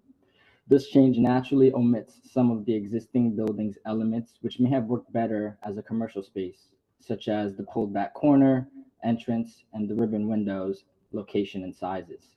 The reality is that there are elements at the exterior that work when a commercial space, but do not work necessarily when used for residential use. For example, the need of operable windows for light and air requirements for the habitable spaces. The cultural relevance of the Kingston Lounge we found to be too problematic to recreate, so we chose a more authentic typology steering towards an accurate restoration. Looking at the proposed elevations, which I will bring up in a second. Oops. There's a couple of things we wanted to kind of point out. First is we plan on preserving and maintaining the playful use of brick along the facades of both Kingston and Bergen. And if you notice, you can see how the slits of masonry that kind of span across horizontally, how they work again with the proposed storefront design in terms of the mullion locations to kind of further tie both of these elements together. We've also went ahead and proposed the installation of a new aluminum cornice along the Bergen Street facade, highlighting the separation of the first and upper floors. This is our attempt to pull directly from history and make another reference towards that 1940s tax photo. Maintaining as much of the exposed masonry and masonry openings along Bergen Street facade as also shown in the previous plan and images. You can see here, maybe in closer detail, how we plan on exposing these details to kind of highlight some of these existing features and hopefully create a beautiful restoration for this existing entry point to the building. Again, notice the use of the storefront systems, which flows across our Bergen Street facade. Given the concerns of privacy, we also proposed a privacy film along the bottom row of the storefront windows, and this goes up about 5 feet above finished floor, just below eye level, to provide that extra level of privacy that, again, is needed for a residential fabric. Again, for an additional level of privacy and security, we're also proposing the painted metal fence along the Bergen and Kingston Street facade, which spans across the entire facade and eventually turns and becomes the entry fence and gate to our side yard space. Something we want to note is that the existing masonry stoop was removed as it was no longer serving a function since our stair to the upper floors was relocated to the Kingston Avenue facade as shown in the plans. This allowed for more control over the floor plan, allowing the client to meet his needs or meet their needs, for their function and program. So I'm just going to zoom out here so you can get the full picture. On the upper floors, we're looking at installing a double hung window. This was also evident in an existing condition previously before the windows were taken out. So we are, again, kind of tying back to history and staying true to the existing conditions of the building. Our goal is not only to pay homage and respect to the building and its existing historic features, but also to blend in with the neighborhood and its typology vis-a-vis the fence, respect the building and its existing or historic features, which we believe this new design is successfully doing. Here you could see some of the color palettes and material selection choices for some of this proposed work. For our aluminum cornice, we're looking at a statutory bronze. For the trim around our windows and doors, we're looking at a semi-gloss ionized bronze. We were able to locate a Roman thin brick veneer that is similar in color and size to the existing brick facade, which will occur in locations as needed. And then, did I miss one? Oh yes, again, the use of frosted privacy film, again, for this residential fabric. Privacy is a big issue here, a big concern rather. So we've made sure to include that for those windows, for those storefront windows.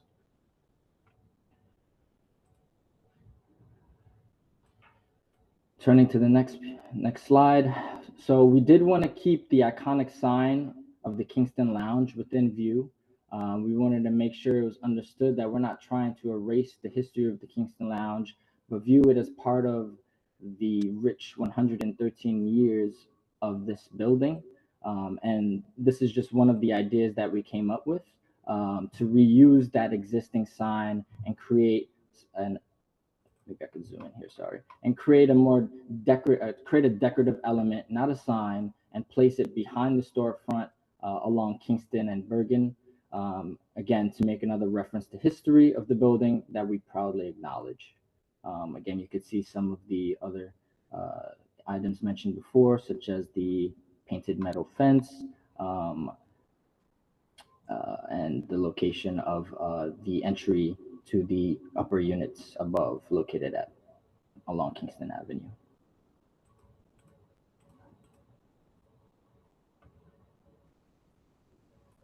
Moving on to my next slide. So here are some details of our proposed windows. Again, the only window type we have is a double hung window. If we're not doing a double hung window, then we're doing either a fixed storefront window or an operable storefront window, which we've seen in the previous elevations provided. Here are just some section cuts through some of those double hung window conditions, as well as the color, again, for the trim for those new proposed windows. Okay, looking at this slide. Oops, that was not what I meant to do. When converting from commercial to residential, one of the new building elements that we want to provide is the new painted metal fence and gate to the rear yard space, which was not evident in the 1940s tax photos, as this is a type of installation that was simply not necessary for a commercial space. With the residential use and the addition of the storefront windows, there's an obvious need for privacy and security, which was never needed before. As we extend our facade further down Bergen Street, we wanted to make sure that the design was in tune with the neighboring context. And as you can see in images 2 and 3, most, if not all, properties along Bergen Street have some kind of entry gate or fence condition. Not only was this needed, but it felt appropriate given the cues from the surrounding context. And then you could just see, we'll be painting in a exterior paint gloss finish. Velvet cloak is the name of the color that we were interested in.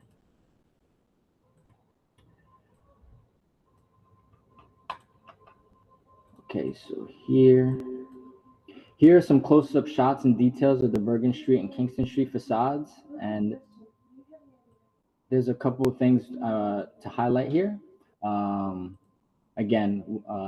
We just want to make sure it's understood that we are maintaining the brick and masonry usage along the dense residential block of Bergen Street. Again, making sure that our new elements, which are pulling from the past, is also tying in with existing elements to remain. The consistent use of storefront systems as per the 1940s tax photos. The revealed masonry work and openings next to and above the entry door along Bergen Street. The inclusion of the aluminum cornice along the portion of the Bergen Street facade, again pulling from the 1940s tax photo.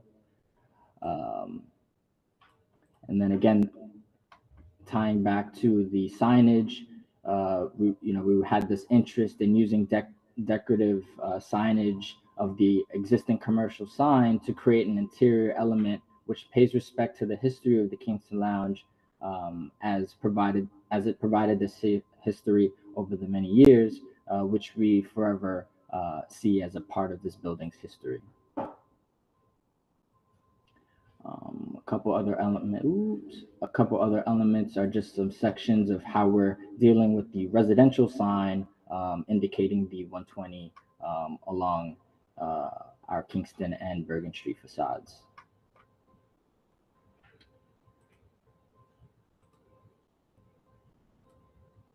Here are some typical construction details for our project. Typical 2x4 partitions, exterior stud wall, CMU block walls, typical stair details for, again, the stairs to the second and third floor units above, some waterproofing details for the door and saddle, and some construction assembly details for both the floor and roof assembly, as well as some concrete ramp details for ADA accessibility.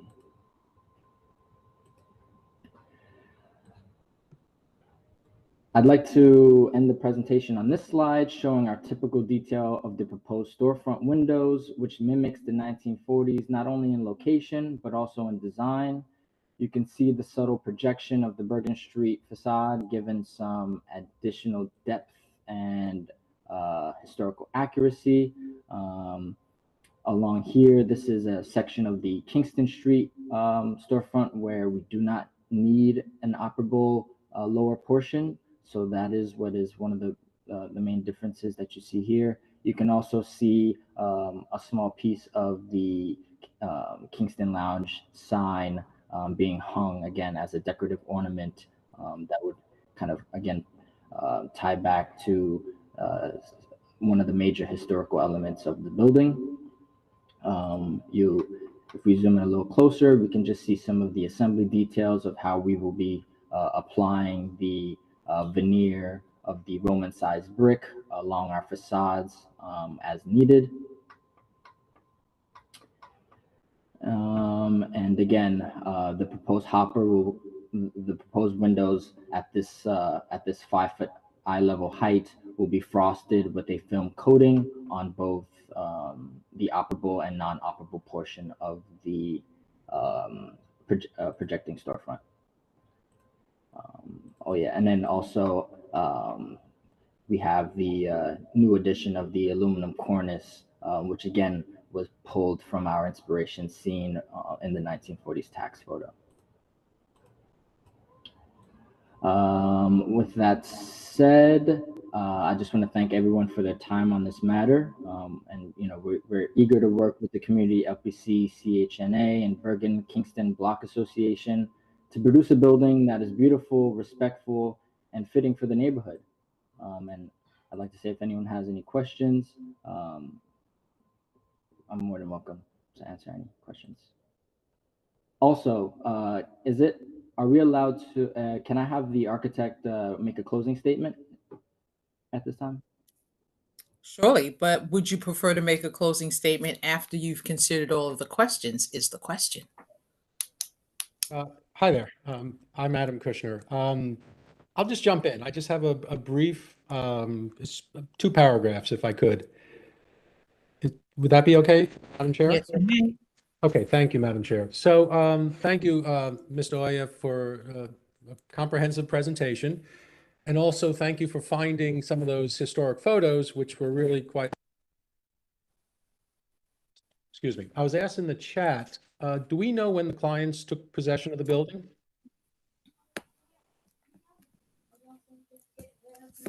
I'm not sure.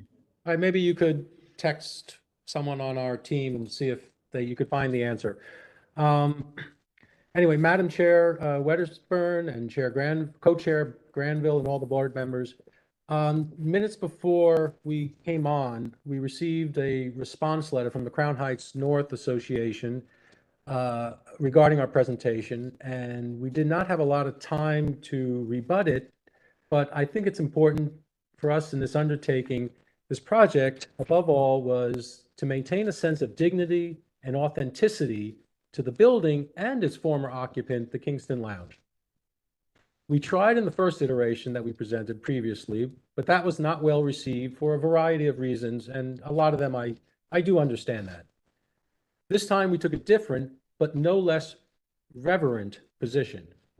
We wanted to be true to the building and its history, but not at the expense of proposing a fake or false recreation of what was once there.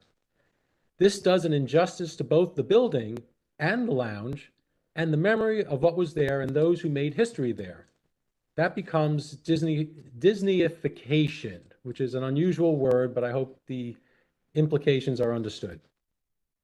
Instead, we chose to try to restore the building itself while simultaneously preserving an actual and notable artifact, the original sign. Of course, a building's life morphs and changes over the arc of time. It's changing users and their needs, and this building is no different. We have a new direction, a new use. By preserving an actual artifact, we felt the real legacy can live on in some way rather than made up false attempt to recreate a facade that is only a cartoon of the events that were contained within these walls. We meant no harm to anyone's culture, nor any slights to the talents these walls once contained. We respectfully request you consider our proposal, not as a slight or a cultural ghosting, but one of trying to strike an authentic balance between this building's new program and the community needs. That's really all I wanted to say. And I'll turn this back over to Mr. Oya to handle questions, and anything Mr. Oya can't handle, I'm happy to attention and direct directly. We just did find out. Okay, those who asked, it was purchased in March of 2023, 3 months ago. So it's a very recent purchase. Thank you, Mr. Kushner, and I would advise you to stay ready because I can see the questions coming. We're here.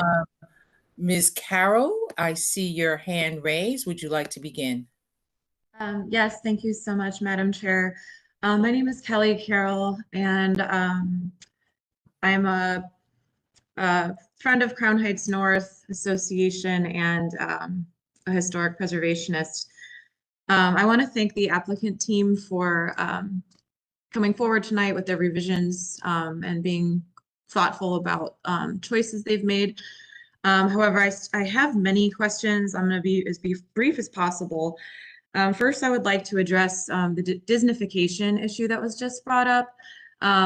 Brownstone is a terribly performing building material, and as such, it melts in our acid rain environment. Most of brownstone Brooklyn is now what is recovered in a cementitious stucco that has been tinted to mimic brownstone. So we have to be very careful about the edges of authenticity that we're approaching when we make statements like that. The other thing is, you know, when you're doing a restoration, you can choose to go back to a period of significance. In this case, the architect's team is basing their evidence on the 1940 photograph. But I think what really came out of the first meeting was a unified community cry that was the period of significance that is culturally relevant to this community. And the reason this building is so beloved is because of its era and the way that it appeared sometime after the 1940 photograph. So to that end, I'm curious about the direction to further remove historic fabric that exists on the building. You know, was there a historic conditions assessment? We knew very, very, very recently what this building looked like. We have evidence of it. It's still on Google Street View.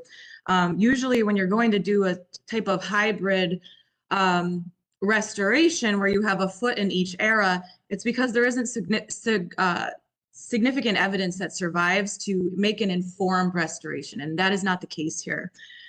There's also a few historic element choices like the original porthole door. Like, I'd like to know what condition that is and why the design choice was to depart from that. It also appears that there's some cast stone stylized pilasters on the Bergen Street entrance that flank the doorway. Those are proposed to be removed, and those also look very much of the Deco era that this building is known for. And in terms of the change of use, absolutely windows need to be operable, but you're actually expanding the glazing, whereas the Kingston Lounge's appearance that it's beloved for had smaller glazing, and that tinted glass could actually really help you out in terms of privacy. So those are my comments. I thank the applicant team again, and I'm curious to hear from others tonight. Thank you very much. Minosha, or do you want me to take? I'll take this one. I'll start at the end. The pilasters, we're not removing them. They're all there. That's exactly one of the pieces we really we were fond of, and they are going to remain.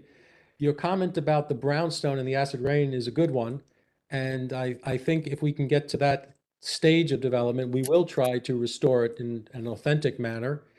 I don't pretend to be a preservationist as yourself, so I don't know all of what's required to preserve, but the ownership has committed to doing such.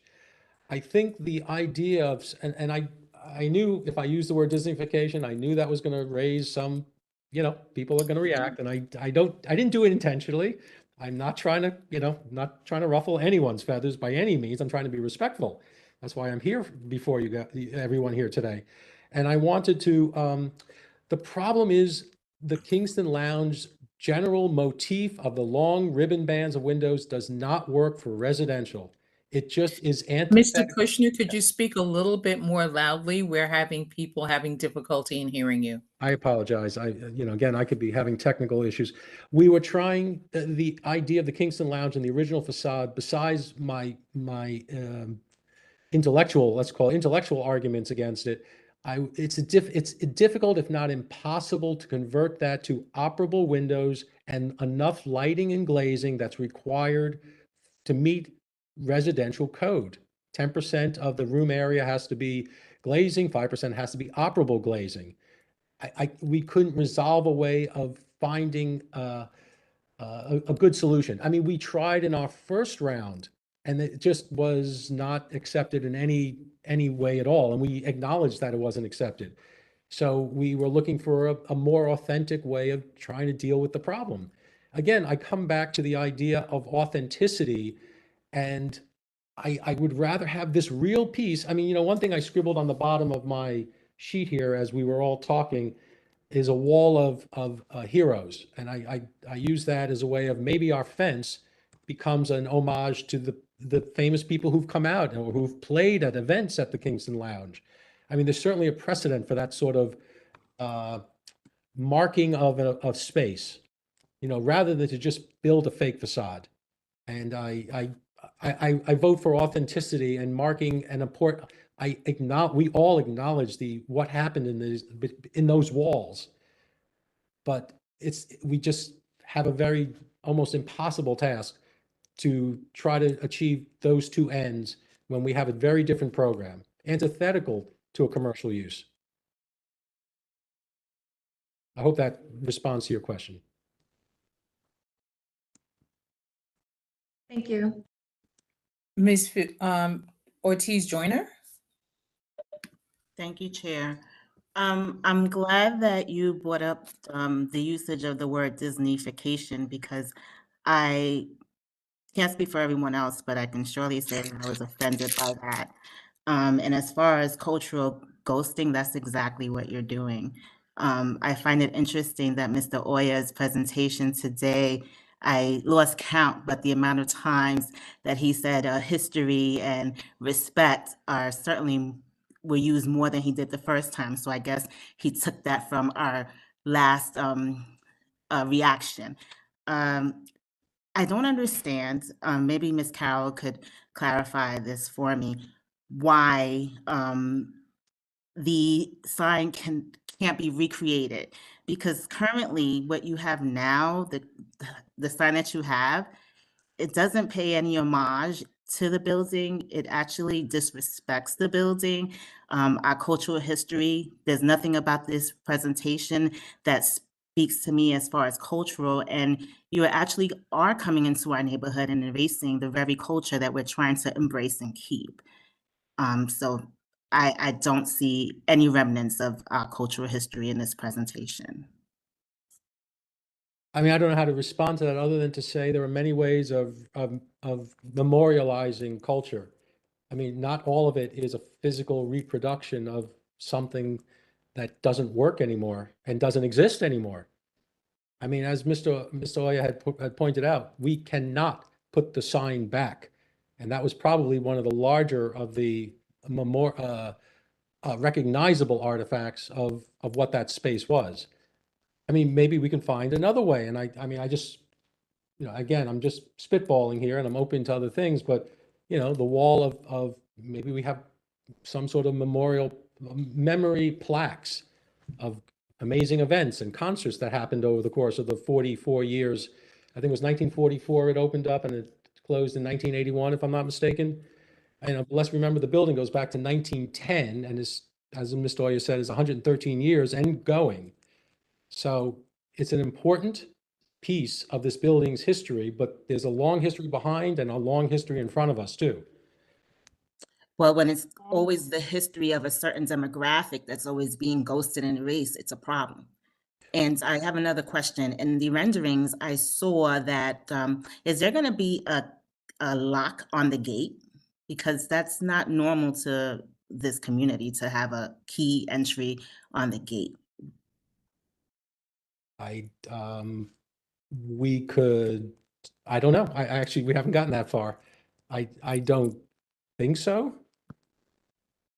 If it's not the, we're looking to, the whole idea of the gate was, in fact, to sort of continue what we're seeing down Bergen for the same reasons that you have them on Bergen. So if there are no lock gates, we could not have a lock on this one either. I'm sure I'll have other questions later on, but right now I yield back. Thank you.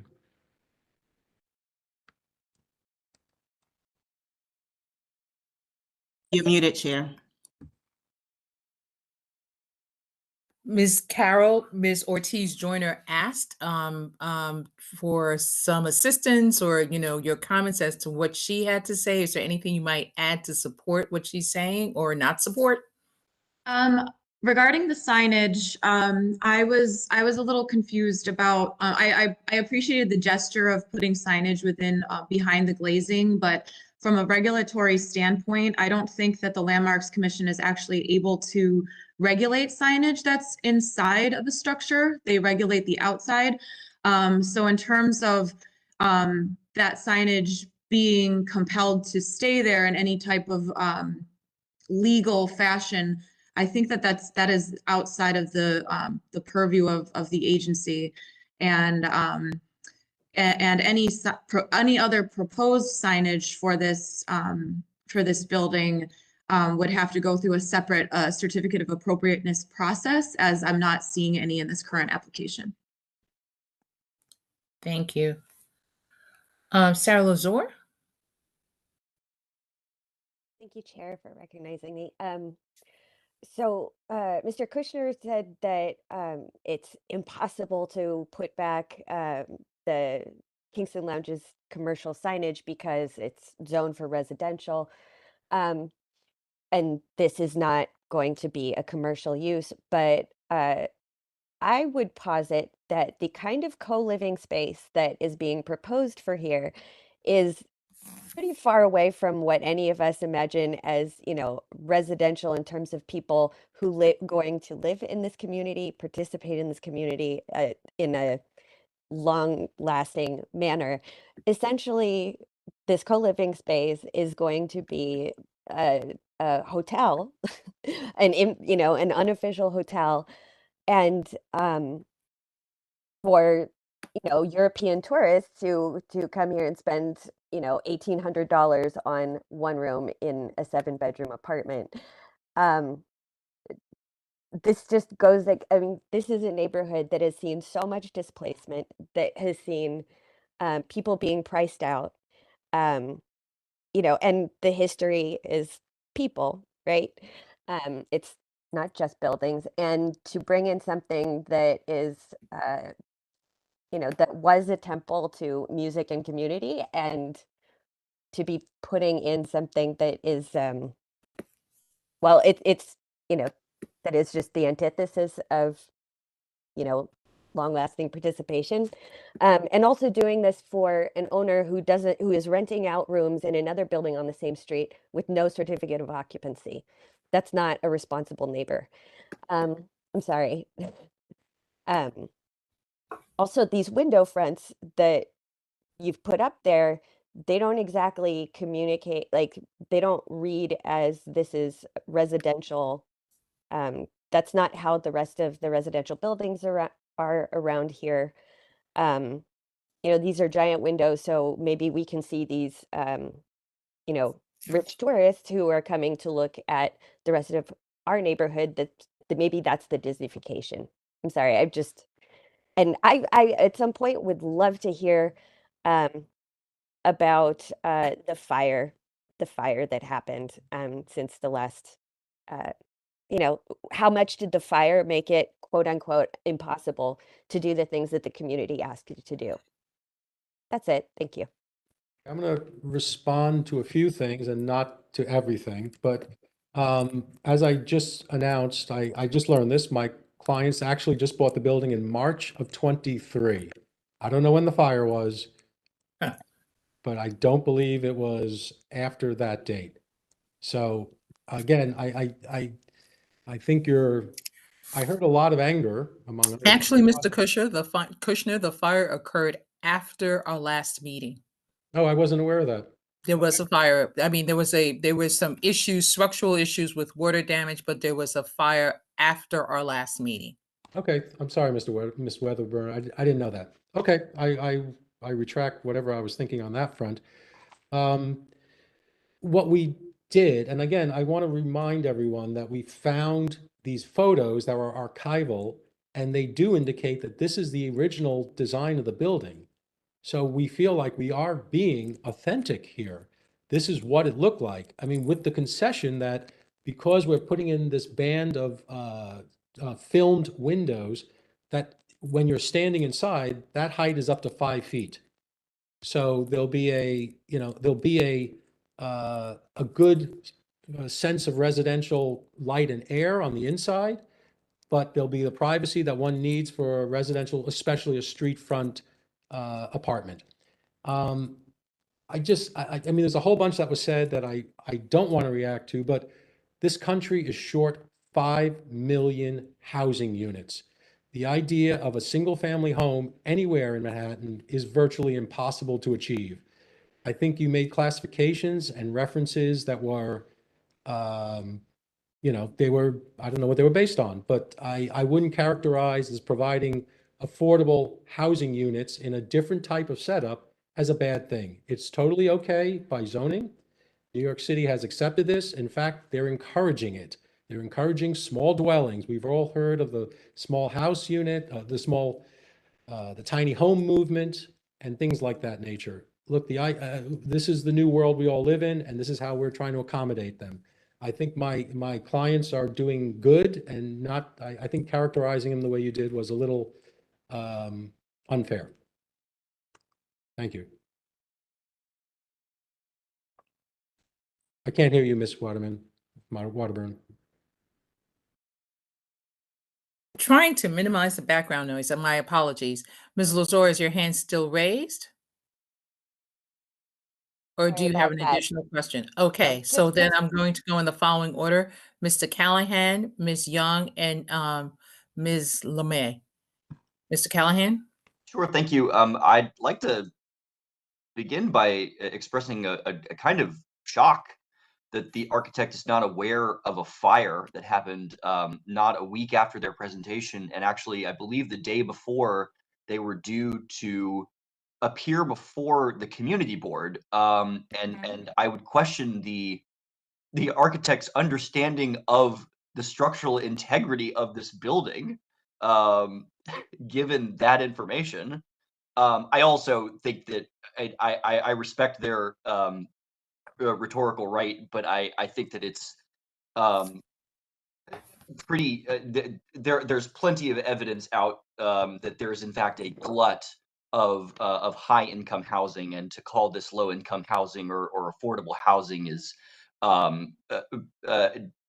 it stretches the imagination. I don't think that we need more housing that is inaccessible and unaffordable in this neighborhood. And to say that we're coming to the aid of this neighborhood that is experiencing displacement is it's false. Thank you. That's my statement. Thanks. Thank you, Mr. Callahan. Ms. Young? Well, I don't need to repeat what was said. I wanted because Mr. Callahan captured it all. I was particularly offended by a number of things, but most of late, the last thing about the housing that's being built in our communities is not affordable. The people who need homes the most are not able to live in them. So please be mindful of what you say, because that's not accurate. People are homeless and they are not being afforded the opportunities to come into these new developments that's being built. Thank you, Ms. Young. Ms. LeMay?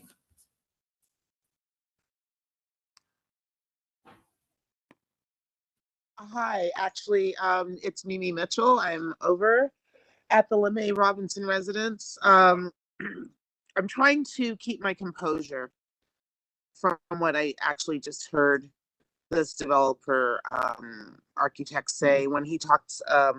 He gave something about the $5 million, 5 million homes are needed and all this other nonsense when he is claiming that affordable housing is $1,800 a month for a room? Who's that affordable for exactly? And who's your target for?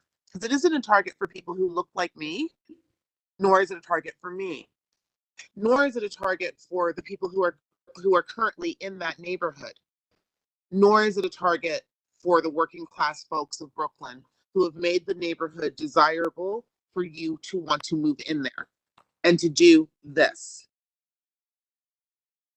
I'm offended, I'm upset, and I'm almost enraged with the attitude that you have come to this committee with. You're going to sit here and tell me you didn't know about a fire because your clients just bought it in March. The fire happened after. How invested are you really in this project? How knowledgeable are you really about this project? Or are you just here to be the face that deflects and is able to basically just argue and debate with us? Or are you someone who is really invested and truly invested in this neighborhood and in this project as you so claimed? I'm sorry, I don't see it. That's all I had to say. I'm sorry to have offended you or anyone else on this call. I'm the principal of an architectural practice. The reason I am here and the reason my face is here is because I care about architecture and I care about housing. And that is why I'm here to present to you. My staff knew about the fire. I did not. Yeah, but sir, you don't care about housing. You don't care about housing for me. And when I say me, I'm speaking in terms of a community. You don't care about housing. You care about housing for a certain type of person who can afford $1,800 a month for a room. You don't care about our neighborhood. You don't care about the working folk in that neighborhood. That's why I'm offended. I apologize for the offense.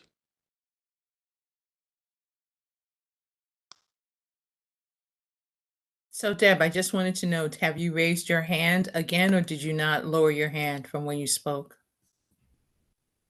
I think I forgot to lower it, but Okay.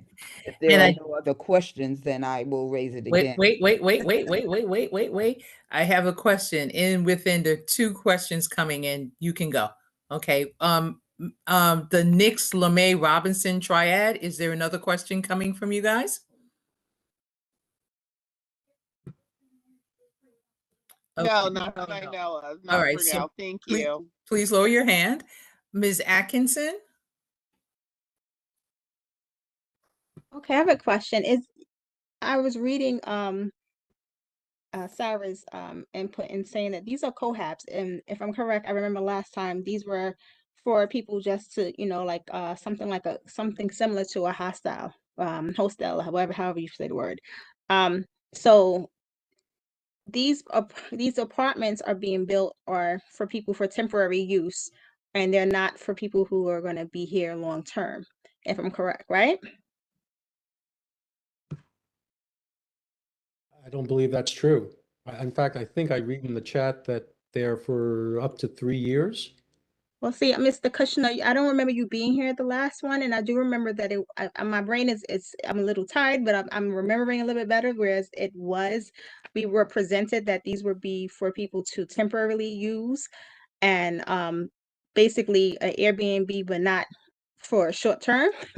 But when you come in front of a community board, it would be better if you knew the things, because someone who understands actual building uses and things like that, the architect should know these things. And so for us, we feel like you were just put here because you are, as you said, a principal of the company. But the fact is that it's an insult to all of us. It is. I want you to know that it is an insult. And someone whose family who's performed there and have lived in this neighborhood for many years, we're not focused about when the building was built 1910. If we're focused about when the lounge was in use and how it looked then, and that's the biggest thing that we're trying to explain to you. And so trying to go historical and say, well, this is how it looked, this is how we want to go there, it's still an insult. And you're not hearing what the community is saying to you. And that's a problem. You know, the community is outraged, and the more you come back, I understand it. You know, I respect that you tried to fix it up, or you know, or your team tried to fix it up and make it more presentable to us. But at the end of the day, it's still an insult. And as someone who does not want to, you know, $1,800 for a room, that is not an affordable apartment. And that someone, I'm the vice chair of the housing committee, and I'm very, very vocal about what prices and stuff for housing is available for us. And someone who could afford it, I still would not want that for the neighborhood that I live in. Do you understand? Like the people here are being displaced. They're moving, they're leaving, they can't afford, or they're staying and they're overcramped in apartments because developers like your company is coming in and or not your company, the owners, they're coming in and they're building these type of apartments in these different places, and the people can't afford it here. There's nothing wrong with people coming in and moving in and you know wanting to be part of our community, but you can't displace the people that's here. That's not an affordable housing. This is not something that we want in our community. And you know, when this goes to vote, I'm going to say right now, I'm going to vote against it. That's all I have to say.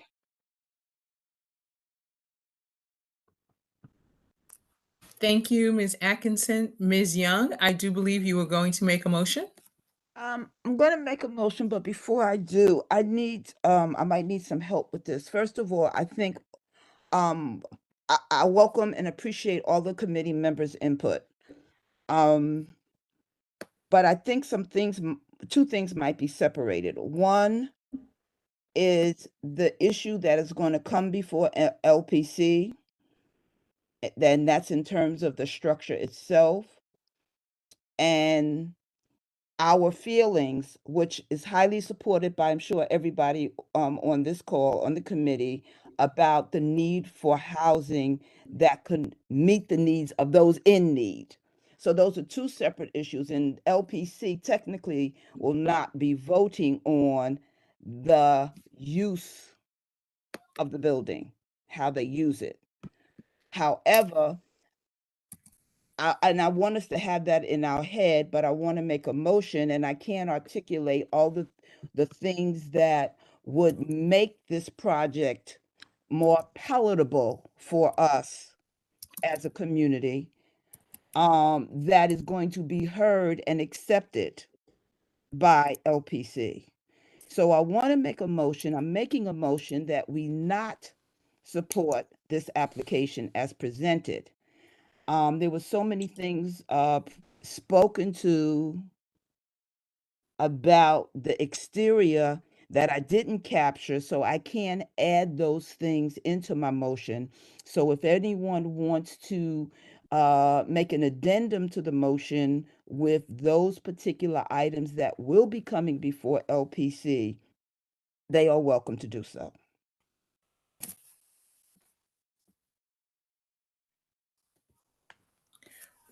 There's one of two things that can happen. We can have a second for this, and then someone can make an amendment. Or someone can offer an amendment, and then the motion be seconded. I leave it to the pleasure of the body assembled. This is Fiora Ortiz-Joyner. I second Ms. Young's motion. Thank you, Fiora. Mr. Oya, can you stop sharing your presentation, please? Sure. Thank you. Okay, so Ms. Young has made a motion for us not to accept the application as presented. And she's asking for help to put some meat on that motion. Does anyone have anything to offer in that regards?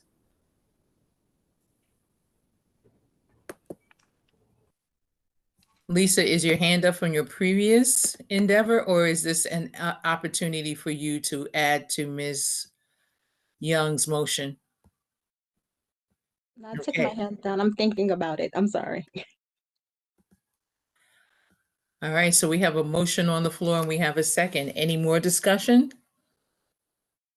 Think, everyone, think.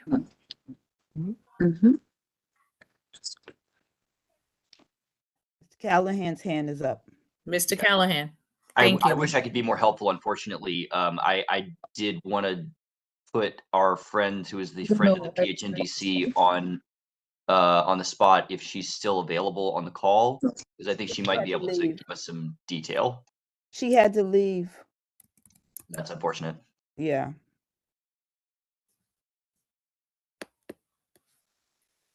I mean, and if we can't add any substance to the motion, we could let it ride as is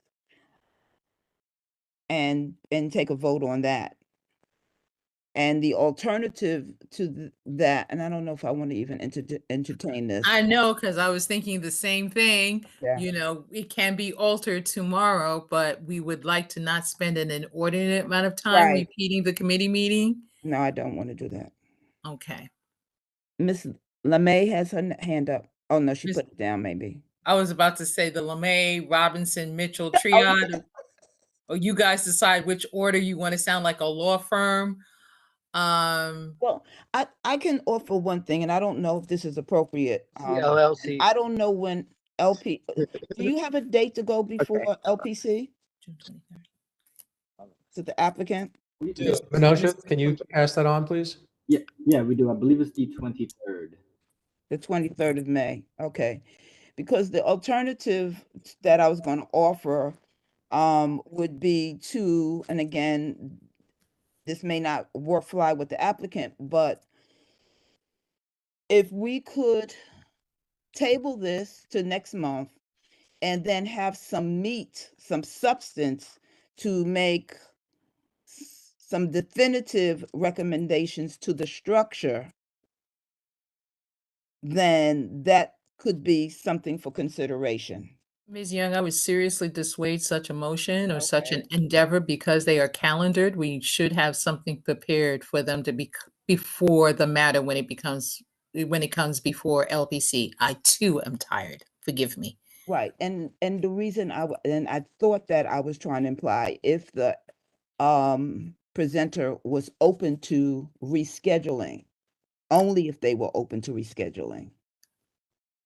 Ms. Young, as it's a matter of the control that we have within this, we would have the opportunity to speak now and we can speak later. But if we are silent now, we could get an oopsies going into LPC for May 23rd. And Ms. Weatherburn, I understood that. So maybe I'm not articulating myself clearly. So I will let it ride then, and I'll see what someone else. Thank you, ma'am. I understand the between and the betwixt. I'm sorry, I'm going to go back again to the triad of Mitchell, LeMay, and Robinson. Is that a new hand going up? Yes. Okay, please, go ahead. Sorry, we were just having some muting issues. And yeah, I like that, Chairperson Waterburn. We're gonna call ourselves like the new trio, a law firm kind of Triad. Triad. There we go. I think I kind of liked what Ms. Young was suggesting, which is that we take a preliminary vote right now, and then tomorrow we detail the motion a little bit better, sort of as we've done before, and then go forward on that detailed motion. Because I think that I understand what Ms. Young is saying, but at the end of the day, this committee, I think, is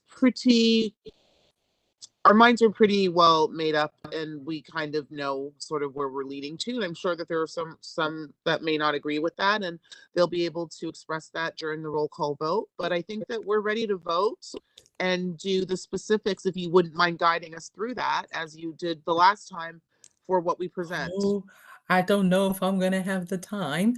Oh, And come yeah, on. no, because my schedule's packed this week. But that's an aside from that.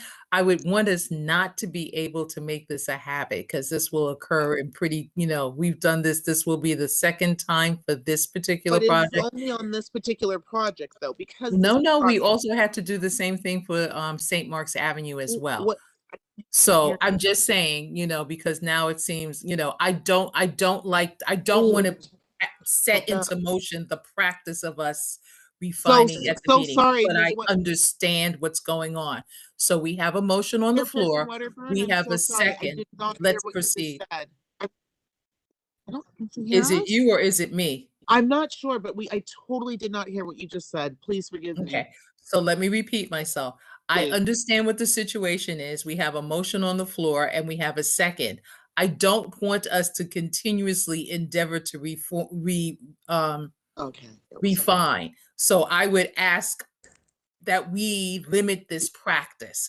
So given that, right, because, one's time and one's availability is problematic, this is a hectic week for me. I would like Ms. Granville, if you could call the roll on this vote, because we do have another matter to discuss after this issue. Ms. Granville? I'm sorry, Madam Chair, could you repeat the motion? I'm going to ask Ms. Young to repeat the motion. Ms. Young? My motion is that we not accept this application as proposed. And the second came for Ms. Ortiz-Joyner? Correct. Thank you. Ms. Granville, can you call the vote? Pierre Albert. Pierre Albert. Albert Appleton. Abstain. Lisa Atkinson. Yes. Princess Ben James. Princess Ben James. Robert Callahan. Yes. Nora Daniel. Najani Granville, yes. Karen Gray. Against? So you're voting yes, not to support? Not to move forward. Okay. Kathy Island. Kathy Island. Jennifer Not here. Jordan.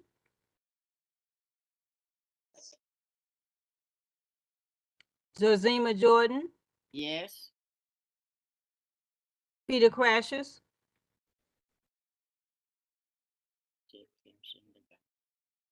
Peter Crashes. Nicola May. Yes. Francis Langley. Sarah Lazore. Yes. Mimi Mitchell. Yes. I think I called Kwasi Menza. Fiora Ortiz. Yes. Robert Puka. Jack Robinson. Yes. Kim Robinson. I think she may have left. Is Kim still here? Mark Thurton. Yes. Ethel Tyus. Yes to withhold support. Gib Coney. Sharon Wedderburn. Sharon. I'm not hearing you. Yes. Okay, now I hear you. Elaine Weinstein. Deborah Young. Yes.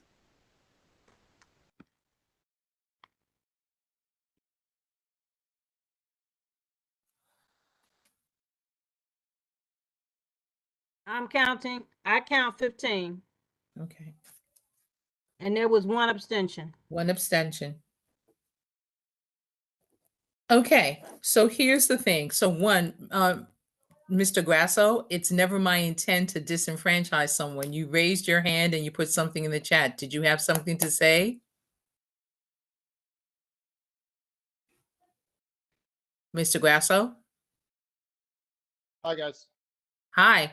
This is James Grasso from Cohabs. I'm sorry I joined late. I just wanted to jump in and sort of be the face of the ownership here and be able to sort of answer any questions. I've seen a lot of stuff in the chat that wasn't necessarily true, and I understand that affordability and housing is a very hot button issue, especially in a lot of these sort of neighborhoods such as Crown Heights and Bed-Stuy and Bushwick and areas that we're in. So just wanted to chime in, sort of be the face of the organization. The I actually building think you're has the voice since we don't see you on screen, but okay. now I'm the voice, and I'm trying to turn my camera on. Sorry, can you guys see me? Yep.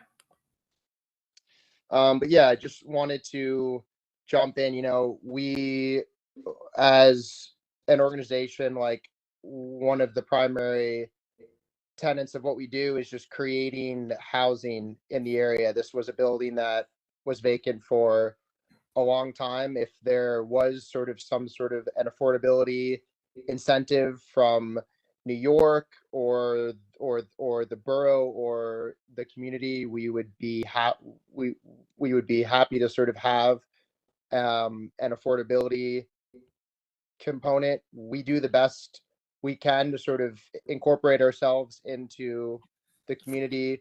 We hire local artists to work on the interior and the exterior of the project. Half of our firm lives in the Crown Heights area. We are in the neighborhood every day, and we are extremely committed to buying these sort of vacant, blighted projects and trying to create as many housing units as we can to lighten the load. And we do what we can. We've just introduced a program now where in all of our houses we reserve a room for a refugee family. So as I said, like, I know we're probably seen as like the faceless big organization coming in and gentrifying the area. But you know, we're really just doing the best we can to create as many housing units in the area as we can. We own the building down the street, 907 St. Mark's. That used to be a dentist office, and we turned it into 28 bedrooms. So these are the kind of projects that we do. We buy buildings, we try to restore them to sort of their original architectural elements to the best of our ability, to the best of our budget, and create housing units and try to incorporate, you know, as many sort of people from the community in the projects as we can. So happy to answer any questions. I didn't want to feel like you guys didn't think I was here and present for the meeting. Oh, we have a tide of hands, and I'm so sorry I don't see the order, so I'm going to call them in the order in which I see them. Ms. Tyus? Thank you, Madam Chair. I have to say that the City Council has recently become aware, I'm sorry, state legislatures recently become aware of how this type of development flows into areas where the state and federal historic preservation tax credits still exist because the areas are considered economically depressed in the most recent census. So all of this business about being on a mission to create housing needs to be looked at closely. I think that the state legislature is taking steps to put a lid on this type of overreaching, where the tax credits are taken advantage of 20% on both levels, the state and the federal, and then the rental rates are so high they're unachievable by the current residents, and you end up with what we're calling gentrification. So I wanted to put that forward. I'm glad the state and the feds are looking at it and taking steps to reduce this opportunistic encroachment into into historic districts. Some people that are coming into the LPC now will support what they're calling densification. This is one form of densification where you have a lot more people living in a structure than was originally planned for that structure. I could say more, but I give the floor back. Thank you, Ms. Tyus. The triad? Nicole, Mimi, Hey, Jack?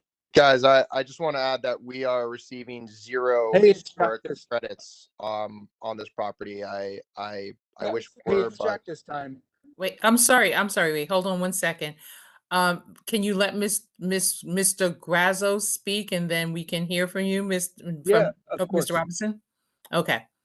Mr. Grazzo, continue, please. yeah, sorry. And I think it's a really interesting point that was brought up. Absolutely. I don't support developers in the area utilizing historic tax credit to sort of create like for-profit housing. We are not receiving anything from the state or the city here. There is no money that is flowing into our pockets. So I just wanted to quickly address that. Thank you, Mr. Grasso. Mr. Robinson? Hi. So I feel as a committee, we're here to do good. And I don't see any good happening out of this project. I don't see how it benefits the community. I don't see how it benefits our neighbors. And I truthfully, it seems like it's totally falling on deaf ears right now. Like it doesn't, like this isn't something that we're want to consider. Thank you for your observation, Mr. Robinson. Ms. Lazor? Yes, thank you. Yeah, Mr. Grasso, I'm glad that you're here. I am, in addition to being on Community Board 8, I'm also a member of the Crown Heights Tenant Union, and you know, something that you may not realize about the context of this neighborhood is that, you know, the erosion of the affordable housing stock, the rent regulated housing stock due to gentrification has, you know, coincided with a few decades of erosion of tenants' rights as well. And, you know, just creating housing just in itself is not a solution to a housing crisis. And I think that this neighborhood knows that better than a lot of other ones. The co-living model, I mean, first of all, there's a limit of 3 years that you can stay there. And New York State might pass a good cause eviction bill, which says that you can't deny a renewal lease to somebody for no good reason. You know, keeping the clientele and the vibes of the house young is not a sufficient reason to say somebody can't continue to live in their home. You know, you can't have locks on the bedroom doors to make it like a hotel because this is an apartment. But the people who live in these apartments are not going to have all of the tenant rights that they should have as tenants in this neighborhood, in this state. The fact that, you know, what this neighborhood is severely lacking is you know, affordable housing and housing that families can live in, families can put down roots in. And, you know, a 7-bedroom apartment where you only have any sort of like control over your single bedroom, that is not something that is contributing to the long-term, you know, health and structure of the community. And this makes a big difference. And you know, people who are sharing rooms in apartments right now are not paying $1,800 for it. You may say there's some amenities. No, so you're basically assuring that the people who come in here are not going to be people who can live here right now. And frankly, doing it in a way that sets up a system where we have fewer rights is just really problematic.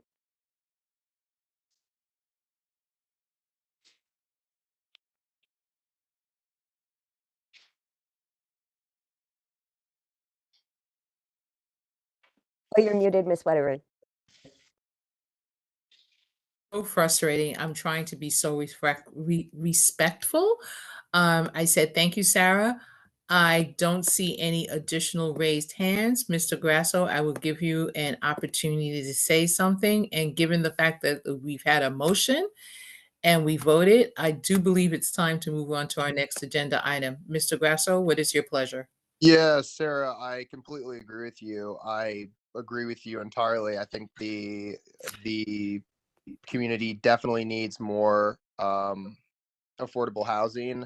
Unfortunately, without sort of a government program, it doesn't make economic sense to create it, especially for an abandoned property like 120 Kingston, which needs millions of dollars to sort of bring to habitable form. So again, I don't want to have a debate on housing here, but I completely hear you and I completely agree with you. So as I mentioned, happy to post my email and be a sounding board for any more questions or thoughts on what we do as a company, what the model is. But again, I don't want to detract too much from the nature of the call, which is sort of more on the LPC side. So again, that's it, and I appreciate everyone's time and energy. As I said, I am available. You can call me, text me, voice your frustrations. But again, don't want to detract too much from all of the work that Minosha and Adam have done here. So appreciate the thoughts and the insights. Thank you, Mr. Grasso. Could you put your contact details in the chat, please? Sure. And we are observant that our primary role, of course, is to heed and provide our advice to LPC. But as you realize, we are concerned about our community. So oftentimes you cannot separate housing from building. Of course. From our perspective. Okay, thank you very much all on this presentation team. We are going to move to our next item unless I have an objection from the body assembled. Hearing none, Ms. Granville, we welcome your next agenda item, the next agenda item. Okay. Thank you all.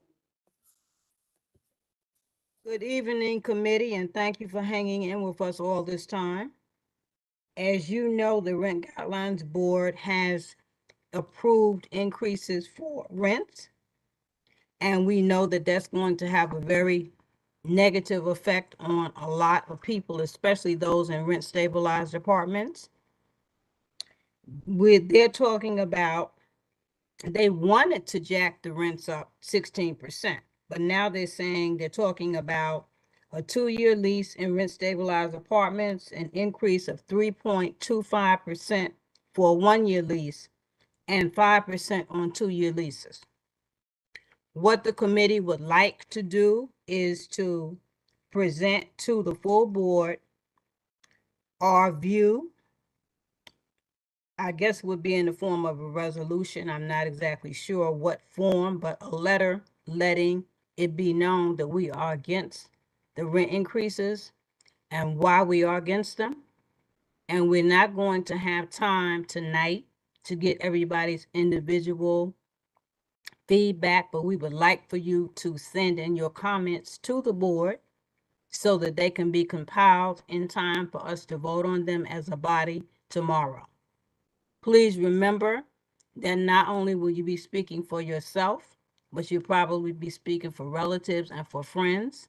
And a lot of you have already noticed that a lot of people have had to move out, not only of Crown Heights, but of Brooklyn and of New York itself because of the increased rents, because they simply cannot afford it. So at this time, I would like for a few comments, but we will not drag the meeting out any longer than we have to, but it was very important that this particular matter be put before everyone while we're all assembled as one large committee.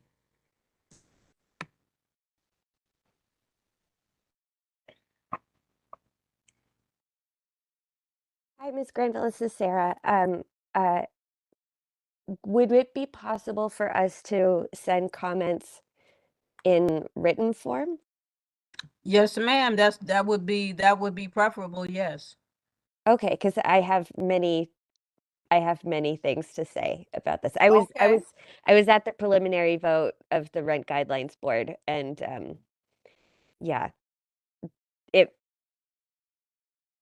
it's really frustrating. I mean, they do, it's the same sort of dog and pony show that they did last year, or the same sleight of hand. You know, they wave 16% in the air so that hoping that people will feel relieved when they say between 4 and 7, no. Yeah, between 4 and 7 for 1-year leases and something more for 2-year leases. It's very frustrating because, yeah, tenants costs have gone up a lot as well, and it's just very frustrating. Ms. LeMay? Hey y'all, it's actually Mimi. Yeah, just to I just wanted to also let the committee know that CHTU, Crown Heights Tenant Union, we will definitely be opposing this type of hike, and we are doing some organizing for the RGB hearings and written comments. And you can feel free to reach out to me or Sarah if you'd like to become involved in some of that protest work. The other thing I wanted you all to know is that the sheet that I have here, which was given to me from the community board, does call for everyone to either say that they're in favor of opposing the rent increases, or that they're not in, that they're either in favor or not in favor. So if you don't mind, I will do a roll call vote, and that way we have an idea of exactly the number of people that we're working with at this particular time. Of course, that number will change when the full vote is taken tomorrow.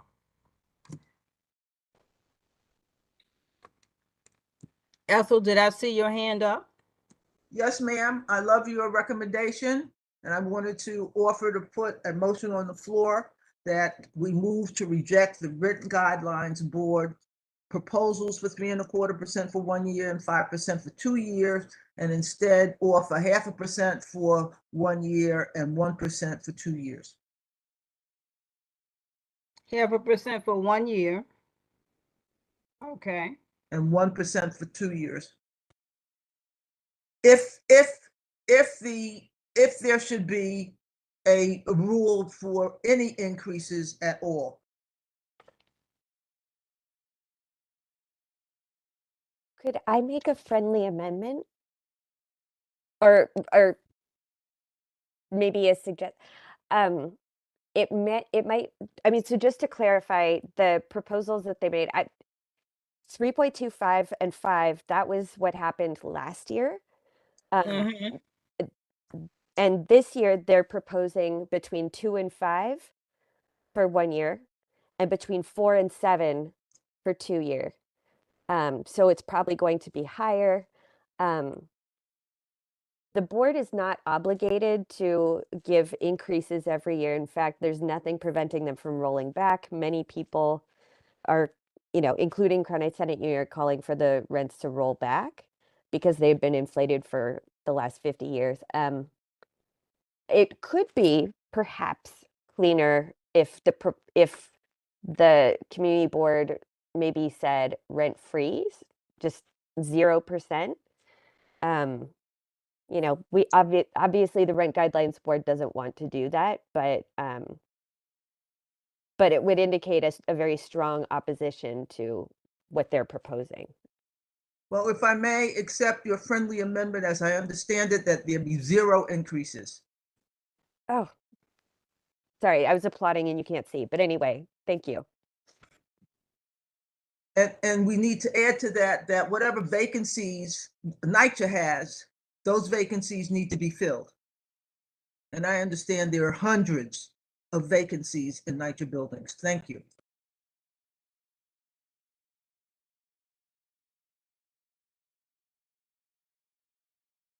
Do I have a second for the motion for no increases? Second. Before you go further, I see that Ms. Atkinson raised her hand. And so did Ms. Wedderburn. Okay. Ms. Wedderburn was first. Oh, thank you, Ms. Atkinson. I'm sorry, I dropped off briefly. So we're voting on a motion to do what? I heard the recommendation, but what is the action? Elsa, what was your amendment? My motion is to comply with the recommendation from the Rent Guidelines Board that we vote on what the rent increases should be for the next year and next 2 years. I offered 0.5% first year, 1% second year. Ms. Lazar proposed none. So I accept her motion, her amendment to my motion, and I had a second, I think. And So this is going to be a letter to the Rent Guidelines Board coming from the Community Board? no, yeah, 0 increases. Yes. Okay, thank you.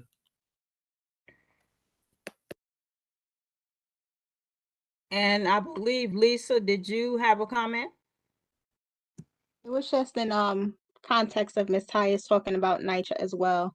So all new majority of working families in NYCHA that are got their new lease, their rents went up.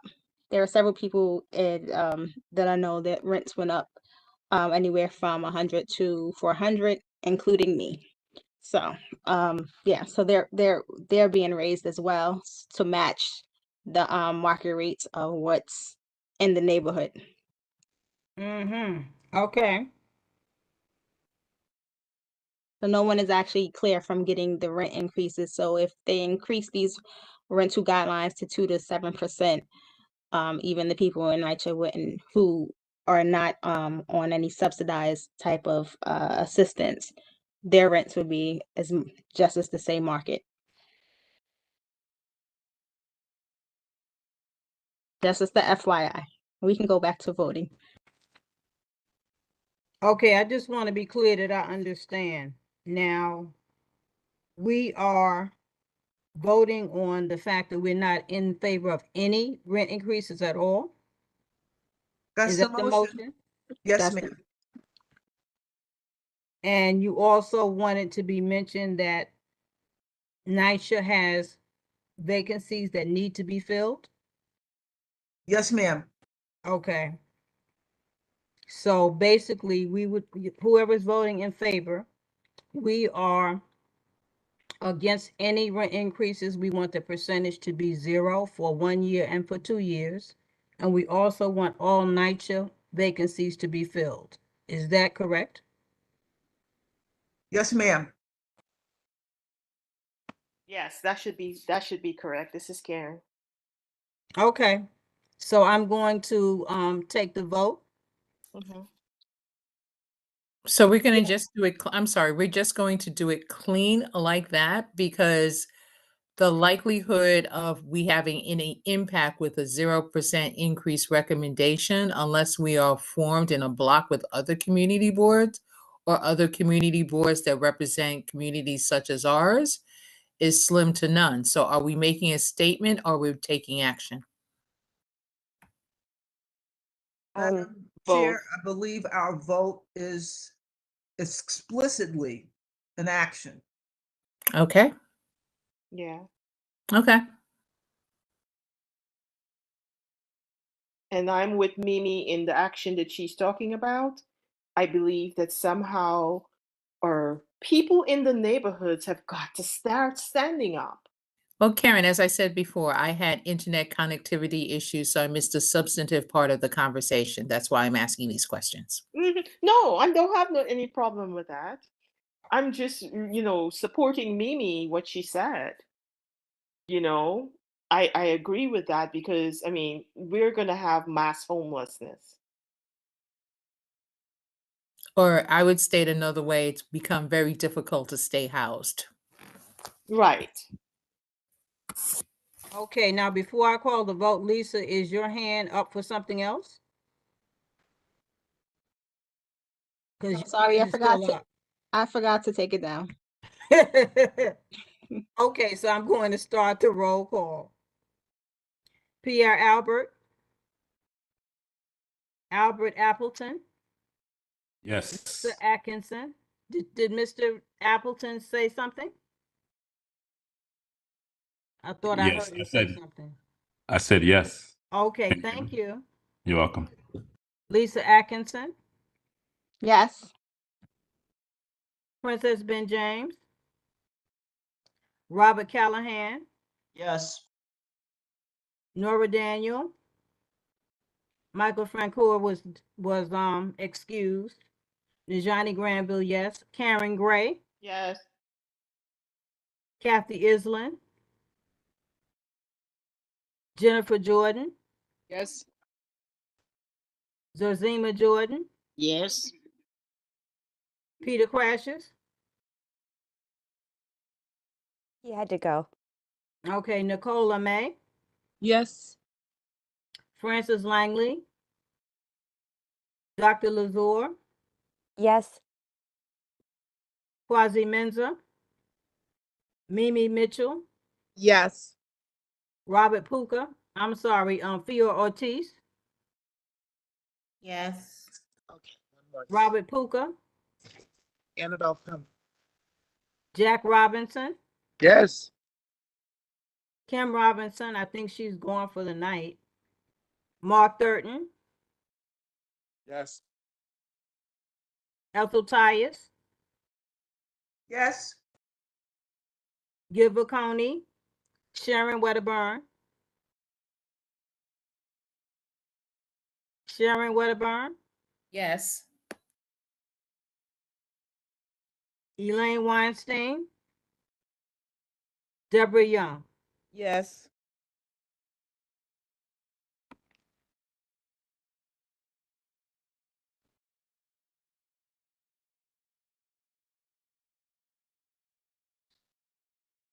I vote 16 yes, and I didn't hear any abstentions. Thank you, Madam Chair. Thank you, everybody. This is really appreciated by the tenants in the room. I'm sorry, I'm co-moderating. Deb, I see your hand, and I also wanted to say thank you guys for sticking through. This was going to be a sticky meeting in length, and everyone who has managed to stay to the end, we appreciate you.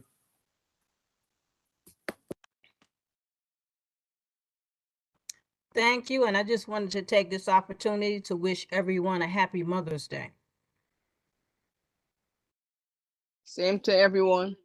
Same to everyone. And Sarah, Happy I am not a Mother's Day. tenant, but I support, this is outrageousness. Thank you, Karen. Thanks, Karen. Thank you, everybody. you If so you don't much, raise any Karen. money, they Meeting want to raise ended? your rent. Is the meeting over?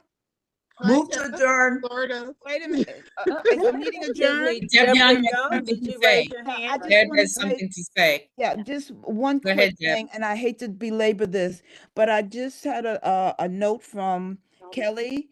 The meat that we could put in our motion for 120 is in our letter.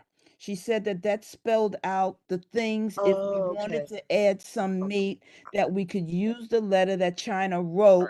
I was explaining to her my dilemma and not offering the meat, but then it's there, so we could use that, because I'm not going to be in the meeting tomorrow to participate in any discussions on this. So if that doesn't complicate the motion by using the meat from our letter to LPC, that's what I would recommend. Thanks, Ms. Young. Thank you. Yes. Hopefully that's helpful. No, that's And very I see, helpful. Thank you. Okay. I see a Tracy N has her hand raised. Yeah. Yes, hi, thank you. I was curious what committee addresses open streets? I wanted to have a discussion or talk with someone about the foolishness or, well, my perceived foolishness of what's going on Underhill Avenue. I think that would be EST. EST, Environment, Yes. Sanitation, and Transportation. Okie dokie. Thank y'all. Mm-hmm. And happy Mother's Day to everyone too. Happy Mother's Day. Okay. Same to you.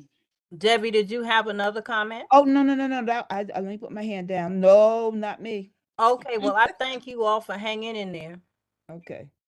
Enjoy. Just one last Bye. thing Tomorrow. for Tracy. Tomorrow. Look on the website for the next EST meeting this month. And I think Open Okay. Streets is maybe on the agenda. Okay, thank you. Mm-hmm. And I also think that we should give a special thanks to Ms. Granville and Ms. Atkinson for sharing the housing committee space with land use. I don't know if us land use people have thanked them, but it was really kind of them to actually share their meeting space with us so that all of us could attend and do the other things that we had to do last week. So I just wanted to say thank you. We work communally and collegiately. Well, you know what? I just need to go to bed. But yeah, Right, we so all let's work not- together let's for the not betterment of the prolong this. community. Yes. Yes, we do. Good meeting. But Good he night.